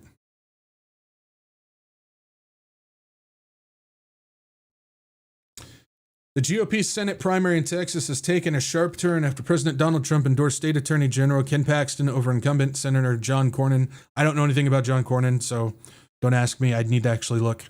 Who had been leading the Republican field. In a May 19th post on Truth Social, Trump said Paxton earned his support because of his alignment with the MAGA movement. Ken is a true MAGA warrior. You're right, he is. He fits perfectly in the MAGA group. He lies, cheats, steals, and gives benefits to his friends. You're right. Fits perfectly. Who has always delivered for Texas. Delivered what? And will continue to do so in the United States Senate, Trump wrote. In one of the most prominent cases, Paxton was indicted in 2015 on securities fraud charges stemming from allegations that he misled investors in a technology company. He denied wrongdoing and years later reached a deal with prosecutors that required him to pay nearly $300,000 in restitution and complete 100 hours of community service in exchange for the charges being dropped. In 2020, 8 senior aides accused Paxton of bribery and abuse of office, triggering an FBI investigation. After learning of the whistleblower complaints, Paxton fired 4 of the staffers, prompting additional retaliation lawsuits. The allegations led the Texas House to impeach Paxton in 2023 on 20 articles. The Texas Senate later acquitted him on 16 charges and dismissed the remaining 4, as reported by the Texas Tribune. And during the impeachment process, additional allegations surfaced about proclaimed Christian Ken Paxton that pastors are endorsing, including claims that a real estate developer accused of bribery hired Paxton's alleged mistress in an effort to facilitate private meetings. Paxton's wife, State Senator Angela Paxton, then filed for divorce in 2025, citing biblical grounds. Works for Trump because he was dating one girl while his wife was having a child as he was doing sexual relations with a porn star. And then once he ditched that girl, he divorced that wife, got a different girlfriend, and then had another mistress on the side. So, I mean, it all fits perfectly, right?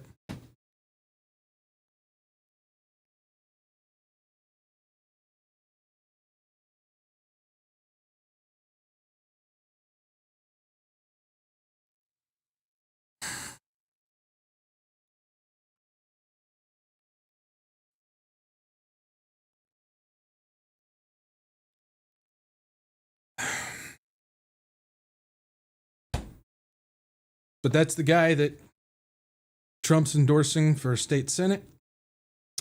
It's the guy that many Texas pastors are telling their congregants from their pulpits to go and vote for because he's a Christian.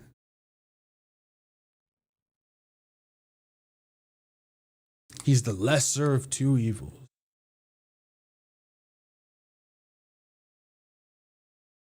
What's the second word in that? Lesser evils. Which leads us to this. Former prosecutor emailed herself the unreleased Jack Smith report, DOJ alleges. A former federal prosecutor was charged with stealing and altering government files related to the special counsel's investigation of President Donald Trump, court documents say. So we've been kind of keeping an eye on this. We've been watching what's going on. And there's 2 reports by Jack Smith. He was investigating the files, the national security files and stuff that Trump took after his presidency and was hiding in his home and everything like that. The first report was released, which just kind of gave us some background information and everything like that. But it was volume 2, the second report, that had all the info in it. That's the one that Trump told his Judge Cannon. Trump told that judge to conceal the report, the second report. Find a way to make it so this information, this report, never makes it to the public. And she did just that. She found a way to get around it and basically made it so that report will never see the light of day, which has all the information about what Trump took, where it was, who he communicated with, and what it was going to be used for. Well, one of the prosecutors attempted to try and get that report, and apparently they found out. Former federal prosecutor was indicted on charges. She emailed herself. A former federal prosecutor was indicted on charges that she emailed herself confidential files from the special counsel Jack Smith's investigations of allegations that Trump mishandled classified documents with the Justice Department. Carmen Mercedes Lindbergh, 62, was charged with 4 counts of related to stealing, concealing, and altering government property and records, according to the 9-page indictment. Again, she wasn't trying to get the documents that Trump had, those national security confidential documents. She was just trying to get the report from Jack Smith that Trump has been trying to cover up and make sure never sees the light of day. She was trying to get that. I wish she did, man, and I wish she just sacrificed it all to get it out. I wish she did. The Justice Department alleges that while she was a managing assistant U.S. attorney in the Southern District of Florida last year, Lindbergh received a copy of a confidential volume of Smith's report. She altered file names of the volume as well as other internal Justice Department materials and sent them to her, and this is where it all falls short, sent it to her Hotmail and Gmail accounts. Lindbergh was arraigned in federal court Wednesday in West Palm Beach, Florida. If she is convicted on all charges, she could face more than 20 years in prison. So I want you guys to get a full picture of how this is going down. Trump, after his presidency, took thousands of classified national security documents and put them in his home and had his assistants make copies and put them on physical hard drives of these classified national security documents and do only God knows what with. He is not going to jail for that, and the Justice Department is covering up any report of those details. Then the person who's trying to get a copy of that report that Trump is hiding in order to protect himself for committing treasonous acts, she's the one that's going to go to prison.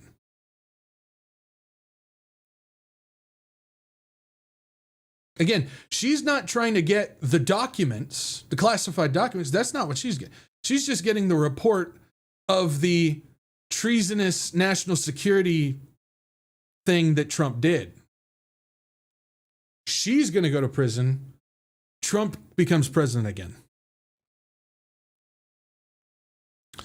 The files found in Lindbergh's personal email accounts include documents from a report a Trump-nominated federal judge ruled could not be released in February. According to the charging documents, there's still groups that are trying to figure out some way to pull back that ruling. U.S. District Judge Eileen Cannon, that's the one who's taking her marching orders directly from Trump, in February barred the public release of Jack Smith's report on whether Trump had mishandled classified documents after he left the White House in 2021. Cannon argued that since Smith had worked on the report after she dismissed the case against Trump in 2024, that was the loophole that she used. Smith's appointment as special counsel was unconstitutional. Yeah, because that's the unconstitutional part. Right. So, taking a little jaunt of fraud and corruption and all of this, we take a look at this. The judge sided with Trump. Behind the scenes, he was lobbying for a nomination.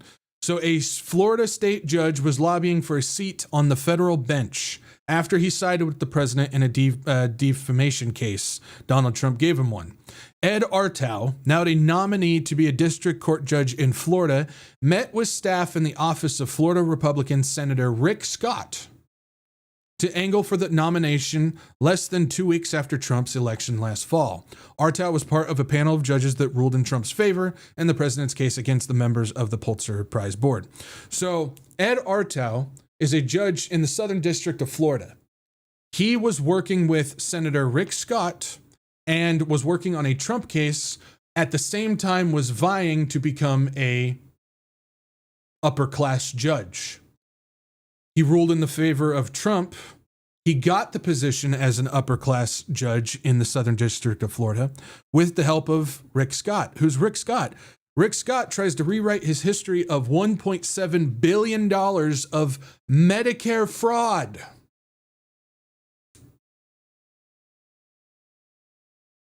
Back to fraud. U.S. Senator Rick Scott went out of his way quite literally on Thursday, this was back in 2024, to attend former President Donald Trump's hush money trial in Manhattan and remind Americans that he once ran a healthcare company that was slapped with the largest Medicare fraud fine in U.S. history. So Senator Rick Scott committed $1.7 billion in Medicare fraud, and he helped Ed Artow become a better judge and working for Trump at the same time. Fraud. Now, back to the handling of those national security classified documents, the Jack Smith report. I don't know if anybody's seen this, but I want to show you. This is the indictment from 2023. United States of America versus Trump and Waltine Nata. This is involving those files. If we jump down to Section 3, these are proven to be true. The classified documents Trump stored in his boxes included information. This is what Trump took after his presidency and put in his Mar-a-Lago home. Included information regarding defense and weapons capabilities of both the United States and foreign countries, United States nuclear programs, potential vulnerabilities to the United States and its allies to the military attack, plans for possible retaliation in response to a foreign attack. The unauthorized disclosures of these classified documents could put at risk the national security of the United States, foreign relations, the safety of the United States military, its bases, and its undercover agents, and human sources, and continued viability of sensitive intelligence collection methods. He had boxes filled with that information. Keep in mind, and I've gone over this, for those who want to go and look up this stuff too, I have a video. I made it an actual video. Trump, the Russian asset. Trump has been working with Russia since the 80s. And after his first presidency, he took all of that information. What was he going to do with it, or what did he do with it?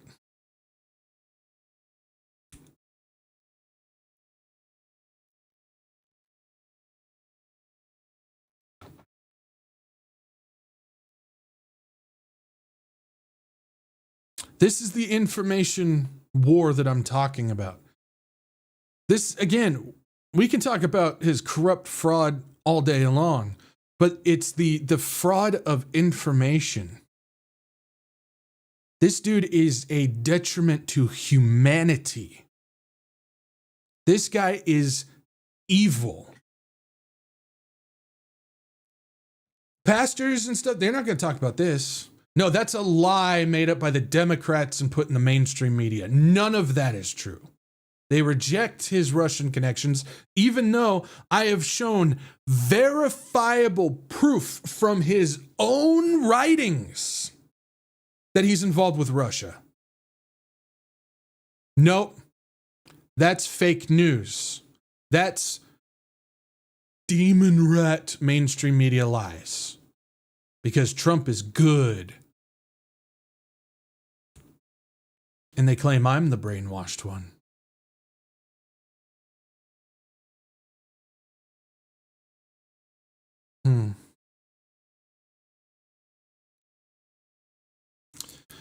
Now, let's talk fraud. Let's talk Russia. Let's talk Trump. Let's talk Epstein. And we begin with Kevin Warsh, sworn in as the Fed chair, as Trump seeks interest rate cuts. Very interesting. On Friday, Trump, at a campaign-style rally, told the audience interest rates would come down very quickly. Keep that in mind. President Donald Trump led a ceremony swearing in of Kevin Warsh as chair of the Federal Reserve, putting him in charge of a central bank that must navigate a tumultuous economy and a president with a very specific expectation in interest rates. So, Kevin Warsh is getting involved, and Trump is saying that he's going to bring down interest rates very quickly. Well, we've talked about Kevin Warsh in the past. Let's talk about a few things with him again, in case you forgot. During the 2008 financial crisis, Warsh aided in the government's bailout of insurer AIG and assisted in JP Morgan's acquisition of Bear Stearns, an 85-year-old brokerage that collapsed as the investment banking industry failed. He was connected to the group that helped bail out Wall Street during the 2008 financial crisis. Interesting. Warsh criticized the Fed's decision to quickly lower interest rates during the financial crisis. What are we in? We're in a financial crisis right now. What does Trump say? Warsh is going to bring down interest rates very quickly. However, his history says he ain't going to do that. Interesting. Warsh argued that the cuts would only spur inflation and was the only Fed official to argue against the central bank's plan in 2011 to buy $600 billion in Treasury securities. Interesting. Kevin Warsh ties to Estee Lauder's billionaire heir. Yeah, we talked about this. In 2002, Warsh married billionaire Jane Lauder, granddaughter of Estee Lauder, with a net worth of $2.5 billion. Warsh's father-in-law is billionaire Ronald Lauder, who was a classmate of Trump's in the 1960s and later donated to Trump's presidential campaign in 2016. He's worth $4.9 billion as of this writing on Wednesday. Ronald Lauder is reportedly credited with spurring Trump's interest in U.S. buying Greenland. So we went over that whole connection. Ronald Lauder is the in-between guy between Trump and Putin. He's friends to both of them. They have deep connections. Ronald Lauder to Trump and Ronald Lauder to Putin. Deep connections. They work together. Kevin Warsh, who's now taking over as Fed chair, is married to the granddaughter. He's connected. Who, by the way, Ronald Lauder is also the president of the World Jewish Organization. So let's bring them in, shall we? In case you guys don't know, this is straight from Trump's own book, The Art of the Deal.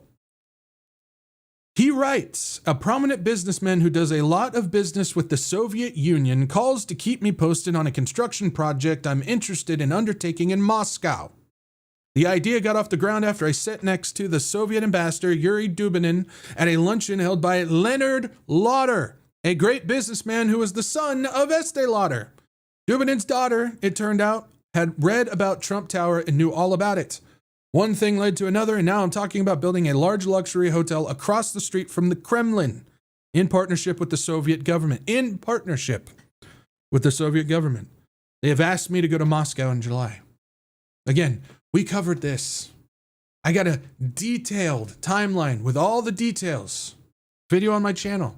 So if you're somebody who claims that wants to do research, go research. But if you're going to sit there and claim that you do research and then you're not going to go and look at that, expecting me to just hand over information on a platter because you're too lazy to go and do it, I'm sorry, not going to help you. Go look it up. Trump has been a Russian asset since the 80s. And now he just put in Kevin Warsh for the Fed chair, who's connected to the same people that he works with when it comes to his connections to Putin and when it comes to his connections to Israel. Kevin Warsh may be the richest Fed chair. Warsh, who disclosed his finances last month, reported investments and holdings worth roughly $131 million to $209 million in addition to the holdings from the billionaire's wife. Kevin Warsh will be the richest Fed chair in U.S. history as well. How about this one? Kevin Warsh, new Fed chair pick named in the Epstein files, sparks backlash. Why did Trump choose him? Because Trump is connected to Epstein too. Even though that's another thing that all the pastors and prophecy teachers continue to say. Trump is not connected to Epstein. Okay. The Justice Department released a new tranche of files related to the Jeffrey Epstein, and now the Fed chair pick, Kevin Warsh's name was among those mentioned. The Epstein files has some prominent names mentioned. The Justice Department on Friday released the rest of the files linked to Jeffrey Epstein in accordance with the Transparency Act, But if we jump down, Kevin Warsh and his wife, Jane Lauder, appeared to be in the Epstein social circle. Why? Because Estee Lauder and Ronald Lauder were also connected to Epstein as well. Notably, Warsh's wife is the granddaughter of Estee Lauder and the heir to Lauder Cosmetic Industry. In another instance, his name came up in a mail from Leslie Groff to Epstein, which said list of people Peggy invited to William Astor's dinner. Warsh's name came up a couple of other times as well.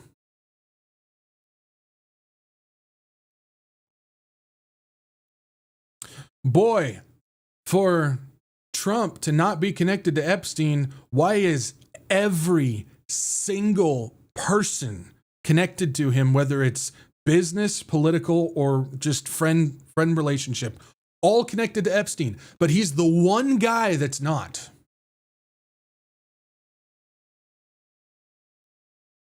How about this one? This is just today. This is the wedding that Trump couldn't attend. Donald Trump Jr. announces engagement to Harris linked to banker who once praised Jeffrey Epstein. Oh, he did more than that. Donald Trump Jr. just married somebody connected to the banking family of Epstein.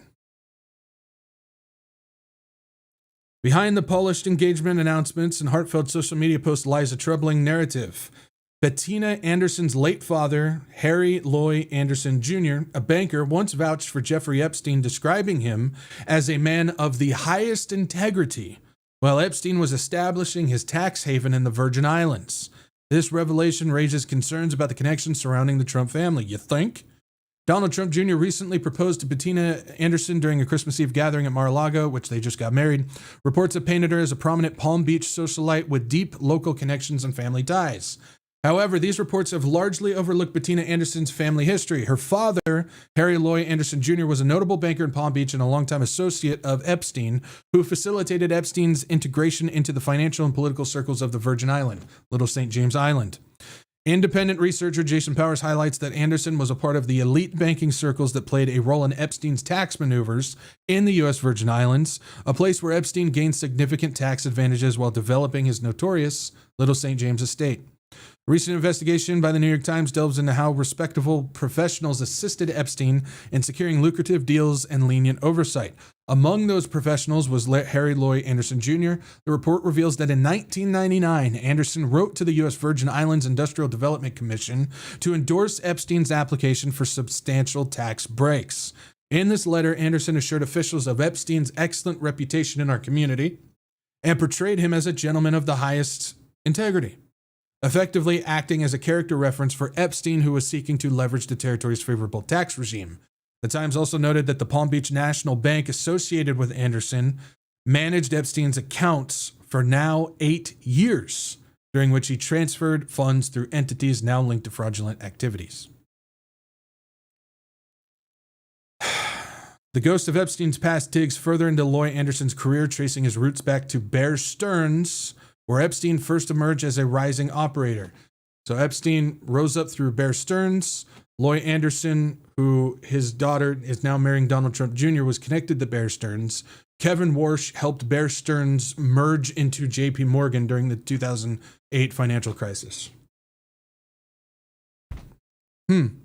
Powers suggests that Anderson stood at a crossroads of old line Wall Street and the Palm Beach power scene, making him an ideal validator for Epstein's transition into Caribbean deal making. Against that backdrop, Don Jr.'s engagement does more than add another glamorous face to the Trump family tree. It connects the former first son to a household whose patriarch helps keep Epstein afloat at a critical moment. While there's no evidence Bettina Anderson herself had any involvement with Epstein, the symbolism is hard to ignore for a movement that campaigned on draining the swamp.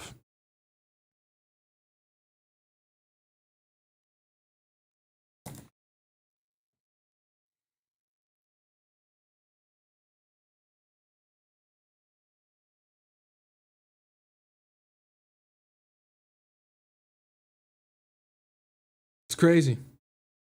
It's crazy how people will, it's not even bending over backwards anymore. You've bent over backwards so many times you've become a fruit roll-up in trying to excuse, cover, and protect Trump. Every step of the way. He is as dirty, corrupt, evil, sinister, and lawless in every aspect of his life that he possibly can be. Business, government, his relationships, everything. And somehow, some way, these pastors, these prophecy teachers, and these Christians will go out there and continue to proclaim, we had no choice. He was the lesser of two evils. And I'm sitting there going, you're right, you had no choice. Voting does nothing. It's an illusion. And he is by far, at this point, the greater evil. Congratulations. You gave consent to this man. Because that's what voting is. Voting is not actually casting a vote for decision making. Voting is giving consent for a satanic entity to rule over you.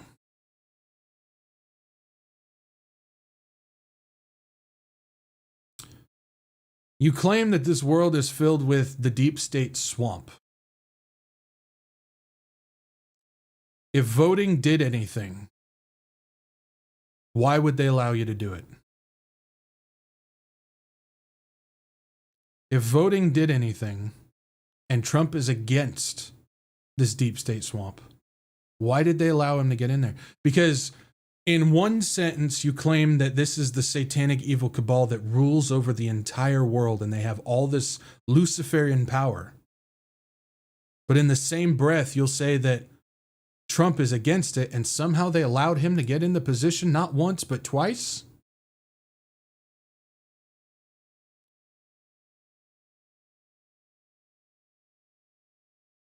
Error, logic not found. That's me picking up the phone, dialing the number for logic, and nobody's answering.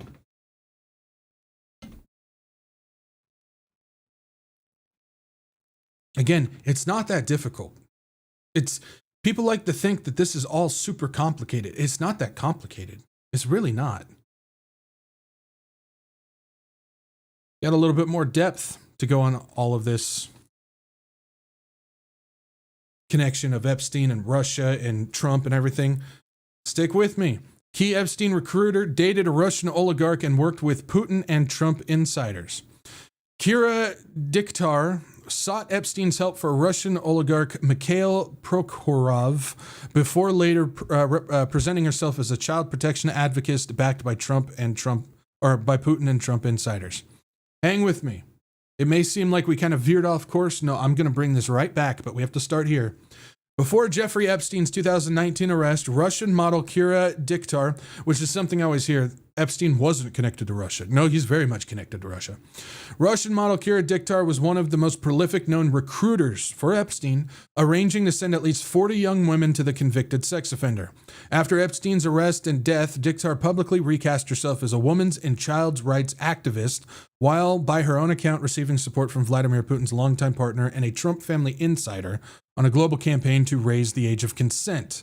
Bridging those worlds, according to the Department of Justice emails and two sources familiar with Diktar, was her relationship with Mikhail Prokhorov, a Russian oligarch and former owner of the Brooklyn Nets. In mid-2015, Diktar signed one message to Epstein as Kira Prokhorvar, and the feminine form of Prokhorvar's surname. Months later, she asked Epstein for a favor. Prokhorov wants to meet Warren Buffett and wanted his autograph. She said in a follow-up email, and she bargained, "Can we please get a signature by Warren Buffett? I will bring you 30 more girls." Prokhorov is the feminine form of Prokhorov, the surname of Russian oligarch Mikhail Prokhorov, the former owner of the Brooklyn Nets, who relocated to Israel and obtained Israeli citizenship after Russia's full-scale invasion in Ukraine in 2022. Before his relationship with Diktar, Prokhorov had faced allegations involving young Russian women. In January of 2007, French authorities arrested Prokhorov at the ski resort of Courchevel, along with his longtime associate Oleg Baibakov, in connection with a suspected prostitution ring involving Russian women. And yes, that Russian prostitution ring is indeed connected and a part of Epstein's trafficking ring as well. The Marseille prosecutor closed the case in 2009 for insufficient evidence. Convenient. Now, if we jump down, Diktar portrayed Kabaev, these names are crazy, as the Russian political and media force behind the campaign. Paolo Zampoli. Here's where we start getting the connection. I told you, it kind of looked like we were veering off. We're coming back in. Paolo Zampoli, according to Diktar, was one of the people helping her envision how to take it international. Who is Zampoli? Zampoli is a former modeling executive and longtime Trump insider who first introduced Donald to Melania in 1998.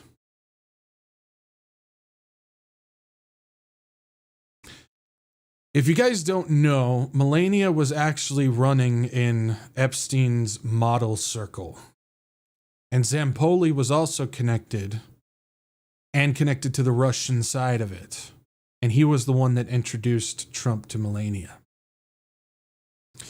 Zampoli had a long stint as an ambassador to the UN for the tiny island nation of Dominica before becoming Donald Trump's special representative for global partnerships at the U.S. State Department, a position that he still holds to this very day.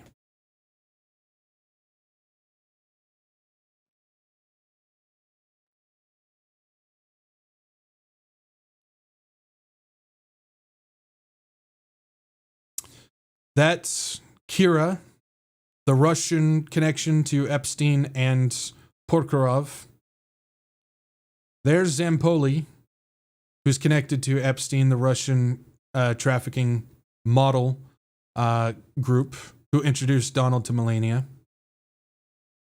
This picture that's blurred out, which you can actually find the unblocked version. I'm not going to show it just because I don't know what might happen if I do.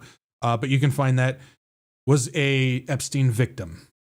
She was one of the girls that Kira dragged into Epstein's trafficking circle.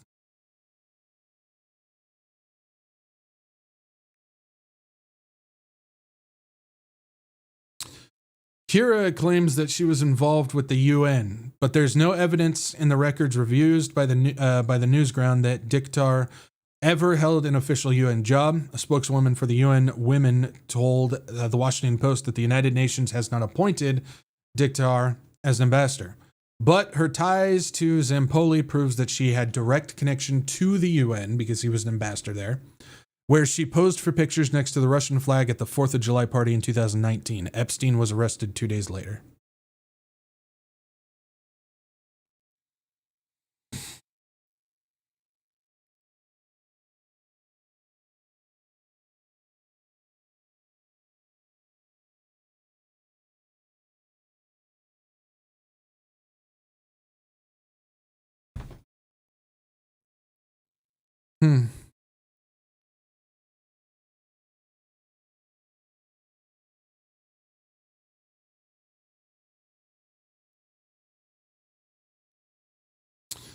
Who is Paolo Zempoli, man who allegedly introduced Melania to Donald Trump in his controversial association with Amanda Ungaro?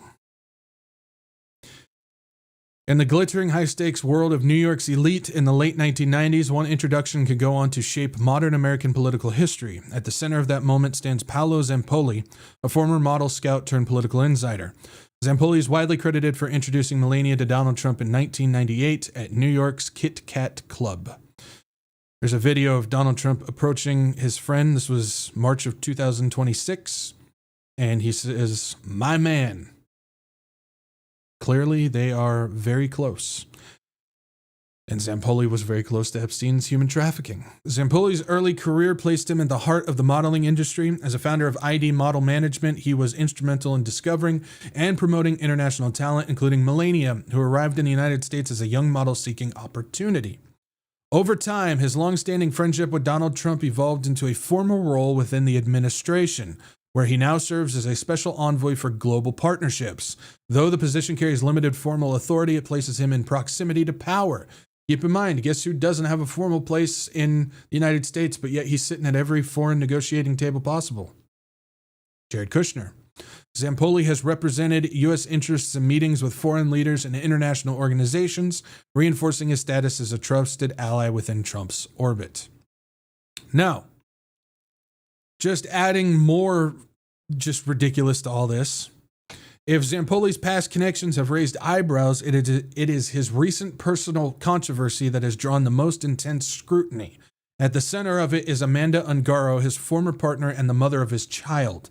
Ungaro, a Brazilian model who once moved in the same elite circles, has accused Zempoli of leveraging his influence during a custody dispute. According to reports, she claimed that he played a role in her detention and eventual deportation from the United States. Basically, what happened is Zempoli, he's trying to get custody of his child. And what he did is he secretly went to the ICE department just recently and told them that his wife, or his ex-wife, is here illegally.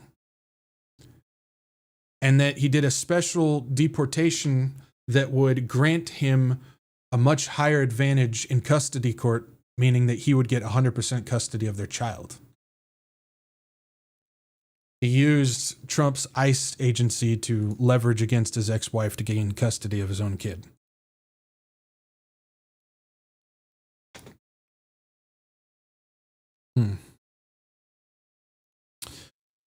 Rounding all of this out, I know it's been a long one. A lot of stuff going on. I understand that. Let's round this out. Let's land this plane, shall we? Let's talk about this.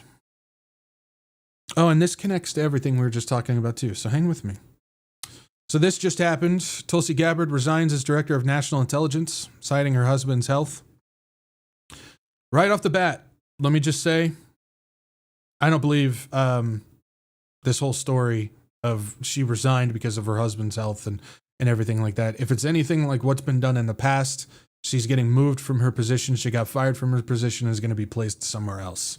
That's what I think is going on, especially since, and we've gone over Tulsi Gabbard's past as well, she's connected to the Russian thing. She's known as Putin's girl, Russia's girl. We've gone over that. We also know that she worked in the PSYOP infantry department of the military, the same PSYOP infantry department that's connected to Michael Aquino and Paul Valley. Yes, the Satanists who developed psychological warfare for the U.S. military. She worked for that department too. Keep that in mind. Tulsi Gabbard resigned as President Donald Trump's Director of National Intelligence on Friday, saying that she needed to leave the office as her husband battles cancer. She is the fourth cabinet member to depart during Trump's second term, all of them women. In her resignation letter, which she posted on social media, Gabbard said she told Trump she would leave her job overseeing the coordination of all 18 intelligence agencies on June 30th. Not to mention, she's been covering up just a crazy whistleblower report that connects Jared Kushner to Russia, to Iran, to Saudi Arabia in a global conspiracy scheme. She's been involved with covering that up under the direction of Susie Wiles, who's also connected to Russia. Imagine that. She said her husband had recently been diagnosed with a rare form of bone cancer and faces major challenges in the coming weeks and months. It says there have been rumblings that Gabbard would split with Trump after the president's decision to strike Iran, which caused some division within the administration.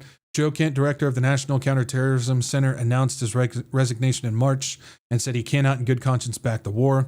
Gabbard, a veteran and former Democratic congresswoman from Hawaii, built her political name on her opposition to foreign wars. This is what put her in an awkward position when the U.S. joined Israel in launching attacks on Iran in February of 2028. So again, I'm not buying this story. I've seen too much in the background. I know who she is and everything. I'm not buying it. I think there's a different move that's currently happening right now. I don't necessarily know, but I'm not buying this story. And if her husband really does have this bone cancer, it would not at all shock me if somebody injected him with something to give it to him. I know there's going to be some people that say, well, that's very insensitive. If you've seen the things that I've seen, again, the stuff that I have seen that I can't put in a presentation form, I know what these people do to a certain extent. I don't want to know anymore personally, but we got to do what we got to do. Now, with this, there's two names. Two names swirling about for who Trump might put in the position of intelligence director, which again oversees all 18 intelligence committees, including the CIA.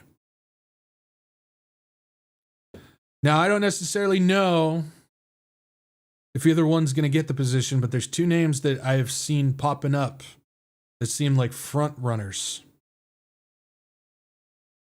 for this. Number one,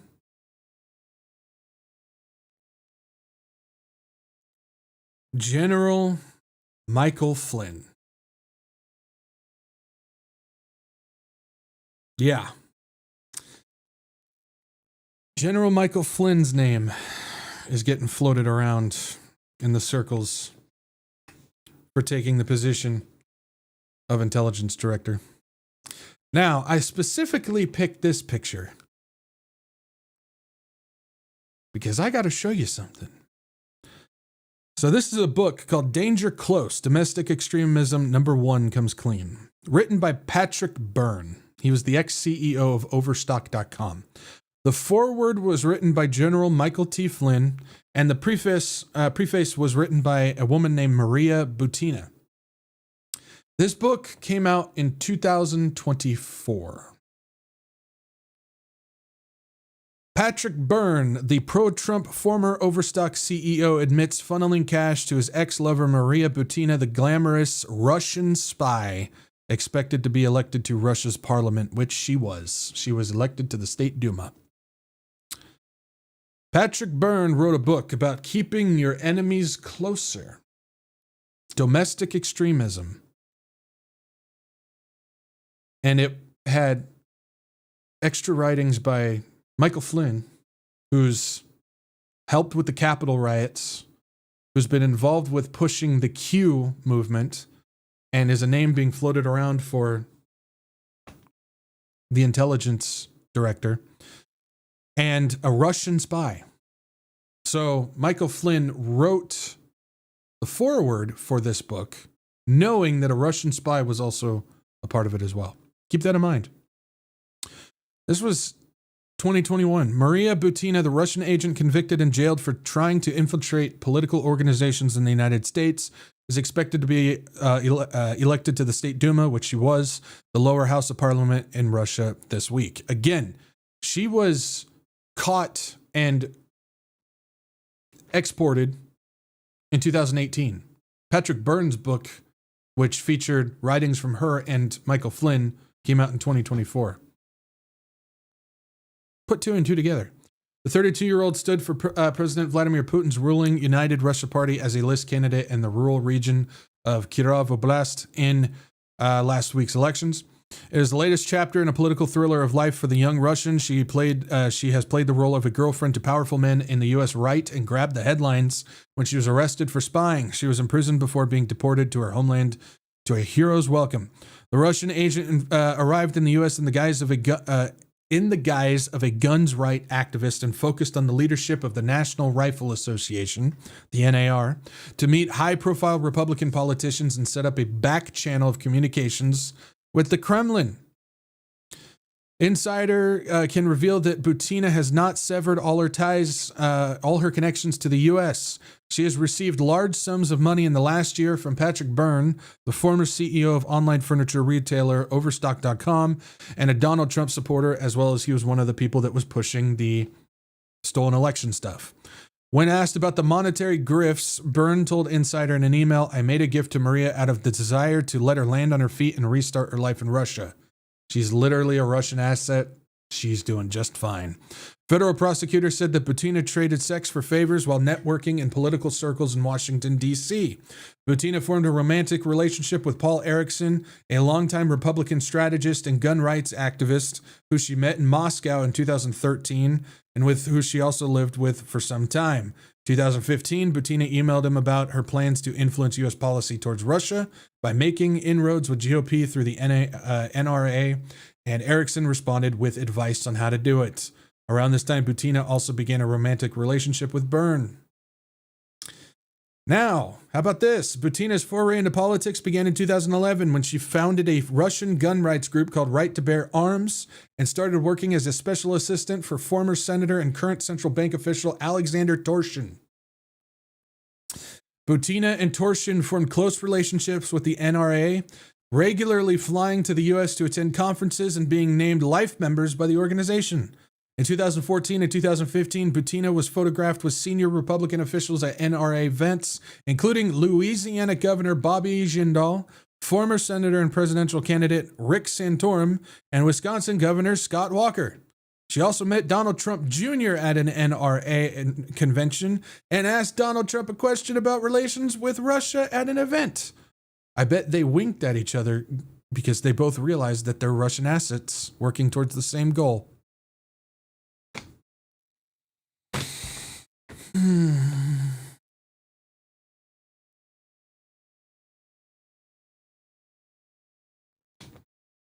And we know Michael Flynn, I've gone over this stuff before, also has other connections to the Kremlin and to Blackwater, which houses Israeli intelligence groups as well.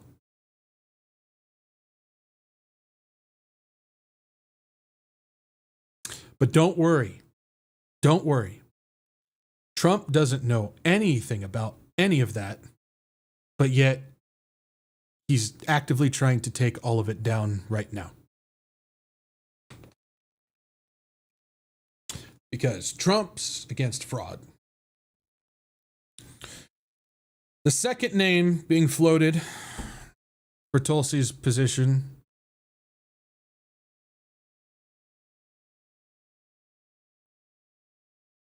Elise Stefanik. Trump ally Jim Banks floats Stefanik as the next intelligence chief. Senator Jim Banks believes President Trump should give Representative Elise Stefanik another shot at a cabinet post, publicly recommending her for intelligence chief after Tulsi Gabbard announced her resignation on Friday. You know anything about Stefanik? Well, let's just find out who she works for. Elise Stefanik, Republican who dominated House anti-Semitism hearings to run for New York governor. Stefanik, who is not Jewish, has been one of the loudest voices on Capitol Hill condemning anti-Semitism since the October 7th, 2023 Hamas attacks and war in Gaza. Her relentless questioning of university presidents about the campus climate for Jews was credited with leading to the resignations at the top post of Harvard, the University of Pennsylvania, and others. Many invitations to address Jewish groups followed, including the Anti-Defamation League and the Yeshiva University, which awarded her the modern Orthodox school's highest honor over the objections of many faculty. Her newfound allyships came despite Stefanik's past platforming of the anti-Semitic Great Replacement theory and other troublesome aspects of her history that confounded liberal Jews. Staunch ally of President Donald Trump, Stefanik has been in line to become his ambassador to the United Nations, where she has promised to be a vocal defender of Israel.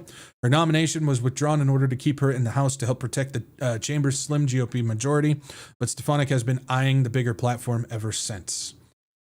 She's literally an asset for Israel. Netanyahu's own girl. Kind of like Tulsi Gabbard was Putin's. She's basically Netanyahu's. Not only Netanyahu's, but Stefanik accepts Miriam and Sheldon G. Adelson Defender of Israel Award in 2024. Yes, Miriam Adelson, the Israeli kingmaker who made Trump. She gave Stefanik award as well.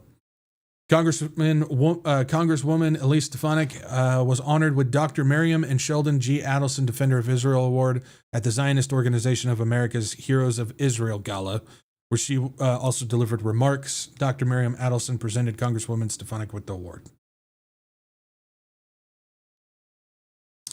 So take your pick. Russian guy or Israel woman? None of them are America First people, like we claim, or like they claim to be.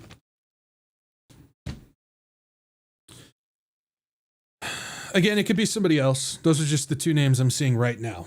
It's fresh news, so those are just the two. It's crazy, man. It's absolutely crazy. And just a quick little thing, just throwing it out there. There's this thing going on where pastors and stuff are saying that if you're a Christian, when you support Israel, you are required to support the Israeli government at the same time. This is incredibly false. That's propagandist teaching. So I'm just throwing that out there as well for all the people that says, well, don't you want somebody that... No, that's not how it works. Guys, I don't know what else I can do. I don't know what else I can say. But the fact is this idea that Trump is against fraud is false. This idea that Trump is America First is false. This idea that all this... The dude is 100% anti this country. He's 100% globalist. He's an evil man. He was the greater evil, and you had no choice in the matter. But you were told, you were brainwashed by the satanic political agenda that is fed all throughout the churches and pastors and prophecy teachers and podcasters and stuff, that because he's Republican, because he's Trump, that he's the good guy. This is 100% verifiably false. And if there are people who have placed themselves in a position of teaching authority that have either not done the research and continue to perpetuate the narrative saying that it is the truth, or have done the research are in perpetuating lies in order to deceive their congregation, you will answer for that. You will answer for that.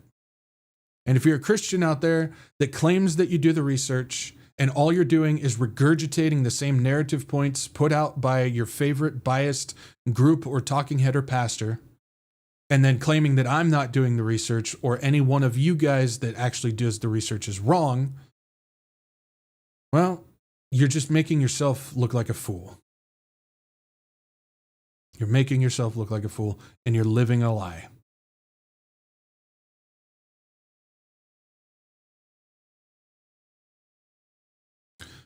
This is not about, again, I have to say this all the time, but this is not about politics. This is about the truth. This is about the evil that is going on in this world. This is about us who claim that we represent Christ. Are we going to choose on this day to stand for the truth, which may require a little bit of work to get in there and do some research on our own and actually turn our brain on and think about it? Or are we going to choose lie and deception in order to stay comfortable surrounded by a satanic worldly agenda? Take your pick. Take your pick. One's very uncomfortable, but it's going the direction that Christ wants for us. The other one is comfortable lies, where Satan is going to tuck you in with your favorite blankie. Which one do you want? And I'm going to be blunt on this next part. Pastors, Christian podcasters, and prophecy teachers. I don't care if you've done the research and you're hiding it. I don't care if you haven't done the research and you're just talking hot air. When it comes to this stuff, if you are not properly informed, shut up. You're doing nothing but hurting the church. Shut up. Get back to teaching the word. Stop talking about current events and politics, because all you're doing is damaging.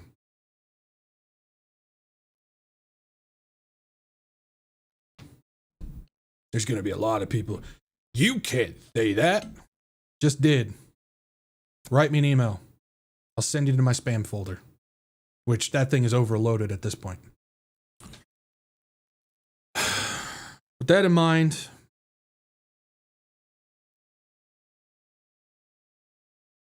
if you're here because you are seeking just the facts of what is going on in this world, but you don't have Christ, this is the part that you need to make sure that you don't bow out, you don't ditch out.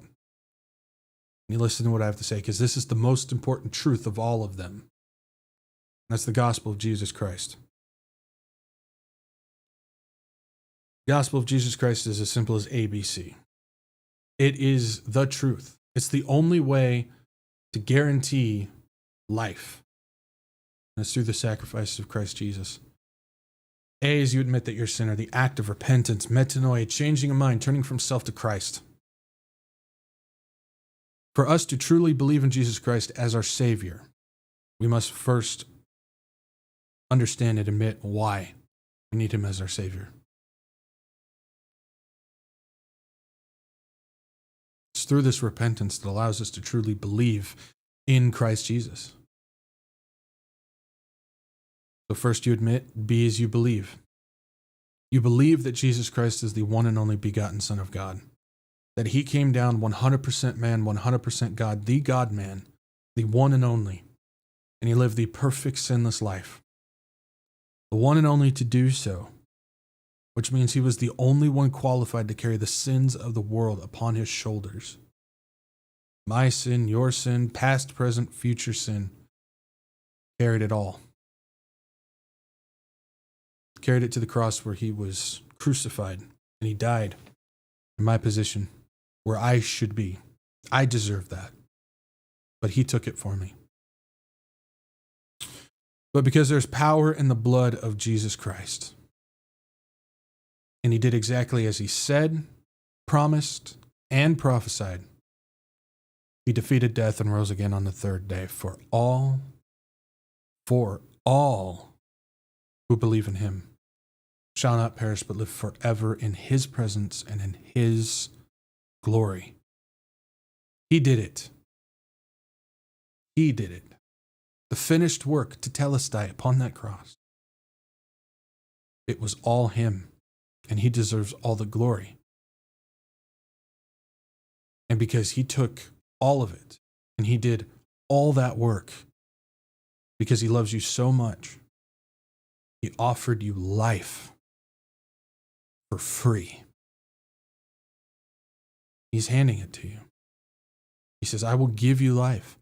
Just place your faith, your trust, and your belief in me, what I did on the cross, my death, burial, and resurrection, the blood I spilled for you, and the finished work upon that cross. If you place your faith, trust, and belief in that, in me, I will give you eternal life. That's it. That's it. And see, as we call upon the Lord, when we receive salvation, we are indwelt with the Holy Spirit, which gives us a supernatural gift of prayer. direct access to our Heavenly Father at any moment of any day. And he gave us that ability because he desires to hear from us of every moment of every day. The creator of all wants to hear from you all day, every day. And we say, God, thank you. Thank you, God, for sending your son, Jesus Christ, to live the perfect life, to die upon the cross, and to defeat death and rise again on the third day so that I can live. He gave his life so I can have life. Thank you, God. God, we thank you and we ask you to please continue to strengthen our ability to see through the lies and the deception, to increase the hunger and the fire to seek out the truth. Not to just listen to what makes us feel good, but to actively seek out the truth in a world built upon lies and deception. Allow us to use that desire to find the truth so that we can do our jobs properly as watchmen that you have commanded us to do, which is to sound the alarm, give the warning, and most importantly, share the gospel of your Son, Jesus Christ. God, give us the strength and the determination and the thick skin to stand against the modern church that continues to throw rocks at us, throw stones at us for simply questioning the satanic narrative of the world. You warned us of what these last days were going to look like. We will heed your warning. We just ask, please protect us, guide us as we go about doing so. And we ask, Lord Jesus, that you please come soon, Maranatha. In your holy name we pray. Amen. Amen. All right. Crazy episode. Yeah, can you guys believe that this was the one that my power went off and we may have had to skip? Praise the Lord that he brought the power back on so we can keep going, right? All right. Just 2 questions, it looks like. Let's see here. This one does not have a name, so I'm not sure who it is. It says, Zach, why did they take out Thomas Massey? Your question is good as mine.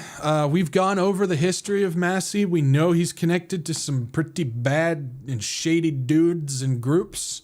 So we know that he's not squeaky clean, but we understand that the theatrics that he was putting on regarding Epstein files and the stance against Israel and actually putting America first and everything like that. He's not against Israel, but he's warned about the political side of things that we have.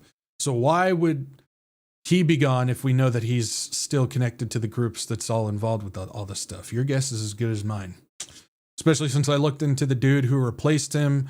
First of all, the voting numbers obviously show that was rigged beyond a shadow of a doubt. Anybody who's looked at it, an increase of 370% for this guy that nobody, no. We also know that the dude who's in there is heavily funded by AIPAC, which is the Israeli group that controls about 99% of federal and state level politicians, which actually Thomas Massey has called that out too. Pretty interesting, right?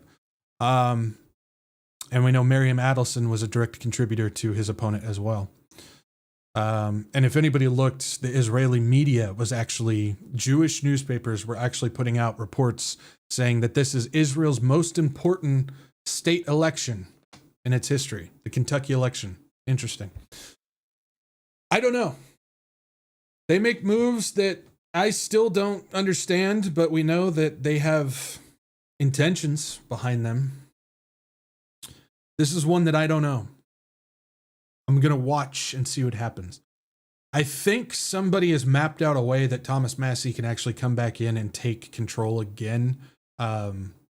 Something to do with some other, I don't know, but we'll see. I don't know. I don't have an answer for you right now. This is kind of a wait and see situation. So we'll see. Let's see. Miss Mustard question. Do you think all the pardons, etc., are Trump and his administrations, or is every decision made by the people behind the curtain? I think it's a mix. I think there's some people that his handlers have specifically told to bail out, while I think there's ones that they allowed him to do for his own reasons, knowing that it's not going to interfere with anything. I think it's both. I think it's a mix. Don't ask me which ones is which. I have no idea. But I think it's a mix. So, all right, y'all. That's it. That's all the questions I got. Thank you for joining me today. Appreciate you guys. It was a late one, but a lot of things to go over. But yeah, usual spiel. You guys can like, share, subscribe. Get this out to as many people as you can. It's not about views, not about butts and seats, but it is about getting the warning out to people and getting people to Jesus. Again, that's our goal. We're trying to get the truth out there. We're trying to tell people of what's really going on, and we can use that as an avenue to share the ultimate truth, which is Jesus Christ and his gospel. So liking, sharing, and subscribing does help do that. Also, if you guys can follow along on Rumble and Telegram, those are my backup channels. If I get booted off YouTube, we'll be back up live streaming over on Rumble, Telegram, post updates, announcements, and other little things that I can't necessarily put in video format. I throw up there as well. So if you have those platforms, feel free to follow along. If not, no worries. I understand. Just make sure that you guys bookmark the WretchedWatchmen.com website. That's your one-stop shop to stay up to date and everything happening in the Wretched Watchmen world of things. You'll find the latest podcasts and live streams, the announcement page, the free book to download, all that jazz can be found there. So make sure that you guys bookmark the website. And last but not least, if you guys like to support this channel, what I got going on, I got donation links down below. CashApp, Venmo, and GiveSendGo. This channel is not monetized. I don't make anything from ads, views, or anything like that. It runs solely off of your guys' generous donations. Again, the reason we're able to do this, the reason why I'm able to do all this stuff and get everything out there and share the gospel and everything is because you guys make it happen. We don't sell things. We don't do paywalls. We don't do subscriptions or memberships. We don't do any of that stuff. It's entirely free. The gospel is free, and so ministry should be free. And the only reason why we're able to do it is because you guys want to help get that out there. And so you guys make this happen. Thank you for your support. Thank you for your gifts and your donations, your prayers, your encouragement. I love you guys. Thank you. So, all right, that's it, guys. Go home. Tomorrow's Sunday. Make sure you guys get your wretched, heathenic, misfit booties to church tomorrow. Pray that I don't lose power again. There's supposed to be another storm coming in tonight. So, yeah. Other than that, I'll catch you guys when I can get you. Peace out. Maranatha.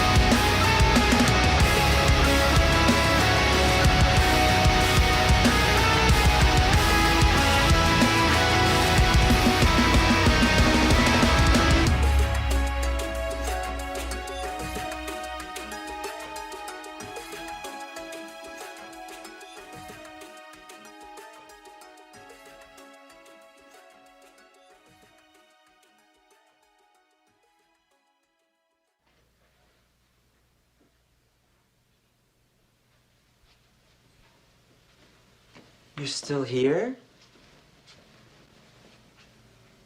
It's over. Go home.